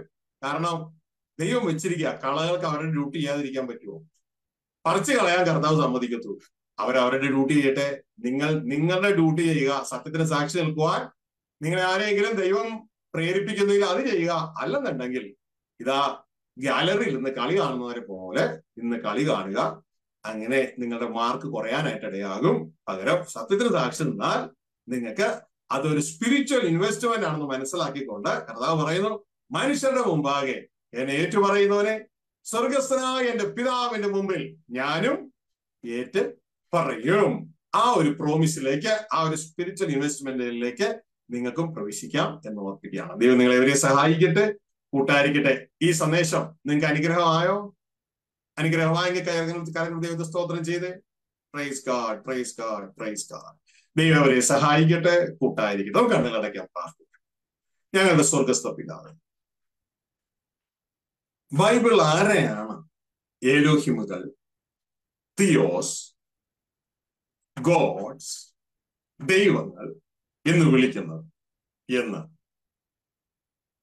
അങ്ങയുടെ സഭയ്ക്ക് അങ്ങ് വെളിപ്പെടുത്തി കൊടുത്തതിനായിരുന്നു. ഇതറിയാത്തത് കൊണ്ട് വളരെ പേർ അങ്ങോട്ടും ഇങ്ങോട്ടും ജഡരക്തത്തോട് നിങ്ങൾക്ക് പോരാട്ടമില്ല എന്ന് പറഞ്ഞിട്ട് പരസ്പരം പോരാടി അവരുടെ തേജസ് നഷ്ടപ്പെടുത്തി പിശാചിന് ഇടം കൊടുത്തു. എന്നാൽ ഇനിയും പിശാചി സഭയെ ജയിക്കാതെ എന്റെ സഹോദരങ്ങളായ അങ്ങയുടെ മക്കളായ ഞങ്ങൾ ഏവരും എവിടെ സഹോദരന്മാർ ഒത്തൊരുമിച്ച് വസിക്കുന്നുവോ അവിടെ ദൈവം അനുഗ്രഹവും ശാശ്വതമായ ജീവനും വെച്ച് ആ രീതിയിലായി തീരുവാൻ വീണ്ടും അങ്ങയുടെ ചിന്തകളാൽ ഞങ്ങളെ നിറയ്ക്കണമേ എന്ന് പ്രാർത്ഥിക്കും. അങ്ങയുടെ അത്ഭുതകരങ്ങളിലേക്ക് ഞങ്ങൾ ഏവരെയും താഴ്ത്തി. രോഗികളായി ആരെങ്കിലും ആയിരിക്കുന്നെങ്കിൽ അങ്ങ് അവരെ സൗഖ്യമാക്കാൻ ദൈവത്തിന്റെ സൗഖ്യശക്തി വ്യാപരിക്കുക. സ്വീകരിച്ചാട്ടെ, സ്വീകരിച്ചാട്ടെ. ഓ ലോർഡ്, യേശു ക്രിസ്തുവിന്റെ അധികാരമുള്ളതാണ്.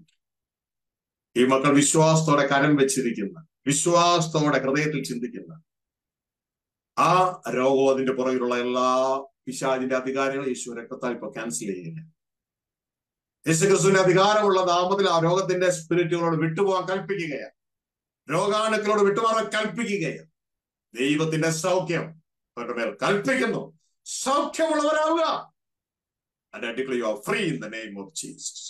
ദൈവസമാധാനം കുടുംബങ്ങളെ കൽപ്പിക്കുന്നു. ദൈവിക ഐശ്വര്യം കുടുംബങ്ങളെ കൽപ്പിക്കുന്നു. നിന്റെ മക്കൾ നിന്റെ മേശയ്ക്ക് ചുറ്റും ഒലിവ് തൈകളായിരിക്കും എന്നുള്ള വാഗ്ദത്തം ഈ ജനത്തിന്റെ മേൽ, കുടുംബങ്ങളുടെ മേൽ കൽപ്പിക്കുന്നു. നിന്റെ ഭാര്യ, നിന്റെ ജീവിത പങ്കാളി, നിന്റെ ഭവനത്തിനകത്ത് പല സൗന്ദര്യവളി പോലെ ഇരിക്കും എന്നുള്ള വാഗ്ദത്തം ഞങ്ങളുടെ മേൽ കൽപ്പിക്കുന്നു. അവർ അനുഗ്രഹീതരാകട്ടെ, അനുഗ്രഹീതരാകട്ടെ, അനുഗ്രഹീതരാകട്ടെ. സർവവും സ്വകീയ പിതാവിന് മഹത്വം ലഭിക്കുവാൻ യേശുവിലൂടെ. ആമേൻ, ആമേൻ, ആമേൻ. ദൈവം നിങ്ങളെ ഇവരെ സഹായിക്കട്ടെ. കൂട്ടാരികളുടെ കുഞ്ഞുങ്ങളെ മറന്നു പോകരുത്. മറ്റന്നാൾ മുതൽ റിട്രീറ്റ് ആരംഭിക്കുകയാണ്. നവംബർ മാസത്തെ അതൊരു ഉത്സവമാണ്, ഒരു കൊയ്ത്താണ്, ആത്മാക്കളുടെ കൊയ്ത്ത്. നമുക്ക് ഒരുമിച്ച് ചേർന്നുകൊണ്ട് ഹല്ലേലൂയ ഈ സ്പിരിച്വൽ ഇൻവെസ്റ്റ്മെന്റിലേക്ക് നമുക്ക് ഒരുമിച്ച് ചേർന്ന് പ്രവർത്തിക്കാം. സോഴ്സുകളെ നിങ്ങൾ കൊണ്ടുവന്നാട്ടെ. അല്ലെങ്കിൽ പലരും ഇതിനോട് ഉത്സാഹിക്കുന്നു, അതിനായി ദൈവത്തിന് സ്തോത്രം ചെയ്യുകയാണ്. നിങ്ങൾ കൊണ്ടുവന്നാണ്. അങ്ങനെ ആത്മമണ്ഡലത്തിൽ വലിയ സമ്പന്നന്മാരായി തീരുവാൻ, ഒരു സോളിന്റെ വില സർവ്വലോകത്തെക്കാളും വലിയതാണ്. വലിയ സമ്പന്നന്മാരായി തീരുവാൻ ദൈവം നിങ്ങളെ സഹായിക്കട്ടെ. അപ്പോൾ തന്നെ റൈറ്റ് കമന്റ്സ് എഴുതിയിട്ട് എന്ത് ചെയ്യണം? നിങ്ങൾ ആ സ്പിരിച്വൽ ഇൻവെസ്റ്റ്മെന്റിൽ നിങ്ങൾ എന്നെ ഏറ്റുപറയുന്നുവെങ്കിൽ ഇതാ എന്റെ സ്വർഗസ്ഥനായ പിതാവിന്റെ മുമ്പാകെ ഞാൻ നിങ്ങളെ ഏറ്റുപറയും. ആ ഒരു സ്പിരിച്വൽ ഇൻവെസ്റ്റ്മെന്റിലേക്ക് നമുക്ക് ഒരുമിച്ച് പ്രവേശിക്കാം. ദൈവം സഹായിക്കട്ടെ, കൂട്ടായിരിക്കട്ടെ. Thank you.